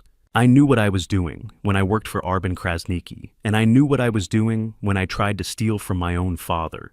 He stopped and took a breath that sounded shaky even from where I sat. "I made terrible choices. I hurt people who didn't deserve it. I'm sorry." Then Marcus turned his head slightly toward the gallery, and his eyes found mine across the distance, and I saw in his face the 3-year-old boy from Rittenhouse Square and the 38-year-old man who'd laundered $300 million, and somehow they were the same person, and I didn't know how to reconcile that. Judge Brennan reviewed the plea agreement and confirmed that Marcus understood he was waiving his right to appeal, and then she delivered the sentence with the mechanical precision of someone who'd done this 1,000 times before. "Marcus Reeves, You are hereby sentenced to 35 years in federal prison, with eligibility for parole after 25 years, pursuant to the terms of your plea agreement with the United States Attorney's Office. You will receive credit for 4 months' time, served from January 22nd, 2025 to today's date. You will be remanded immediately to the custody of the U.S. Bureau of Prisons. The gavel came down, and the marshals moved forward to take Marcus by the arms, and in the moment before they turned him toward the door, he looked at me one more time and mouthed the words, "I'm sorry." My vision blurred and I nodded once, just a small movement of my head, and then he was gone. Ray and I stood outside the courthouse 10 minutes later, in the June sunlight, and I watched people walking past on Market Street going about their ordinary lives, while mine had just split cleanly into before and after. "Vincent," Ray said carefully, and I turned to face him. The words came out before I'd fully formed the thought. "I want to visit him, once a month." Ray studied my face for a long moment and then nodded, and I realized that somewhere in the past 5 months, I'd stopped seeing Marcus as the man who'd tried to steal from me and started seeing him as my son, the one I'd lost 36 years ago and somehow found again even if it was too late to save either of us. I stood outside the new office on Walnut Street in mid-November 2025, looking through the glass doors at the Rebecca Morgan Foundation logo stenciled in gold letters, and beyond it to the view of Rittenhouse Square, where I'd lost my son 36 years ago. The foundation had taken 2 months to establish as a 501c3 nonprofit, and I'd allocated $135 million from Walter Kensington's trust fund to capitalize it, keeping $5 million in reserve for reasons I didn't want to examine too closely yet. The mission statement was simple: locate missing children and support survivors of human trafficking. We'd hired 8 investigators, all former FBI, 3 social workers, and 2 case managers, and the office opened on November 18th with enough work to keep us busy for decades. I named it after Rebecca because losing Marcus had killed her as surely as any disease, and if I couldn't bring our son back to her, at least I could make sure other families didn't endure what we had.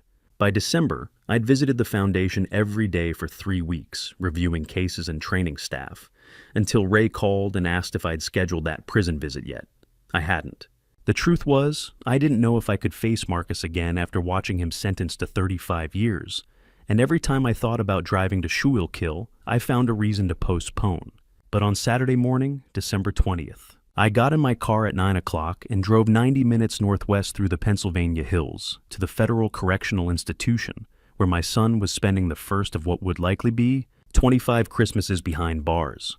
The visiting room was painted institutional beige and smelled like disinfectant, and fear divided down the middle by bulletproof glass with metal stools bolted to the floor on either side. I sat down at 2 p.m. and waited, and when the door opened and Marcus shuffled in, wearing a khaki prison uniform, I barely recognized him. He'd lost maybe 20 pounds since June, and his face had the gaunt, hollow look of someone who wasn't sleeping well.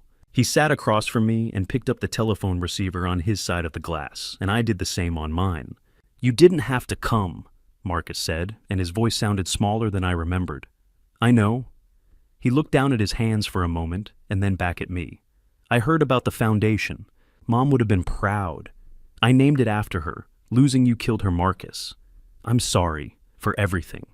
His eyes were red-rimmed, and I wondered if he'd been crying before they brought him in. "I know you are. Do you—" He stopped and swallowed hard. "Do you hate me?" I'd thought about that question every day since January, and I still didn't have a clean answer. "No," I said finally. "I'm angry. I'm hurt. But I don't hate you."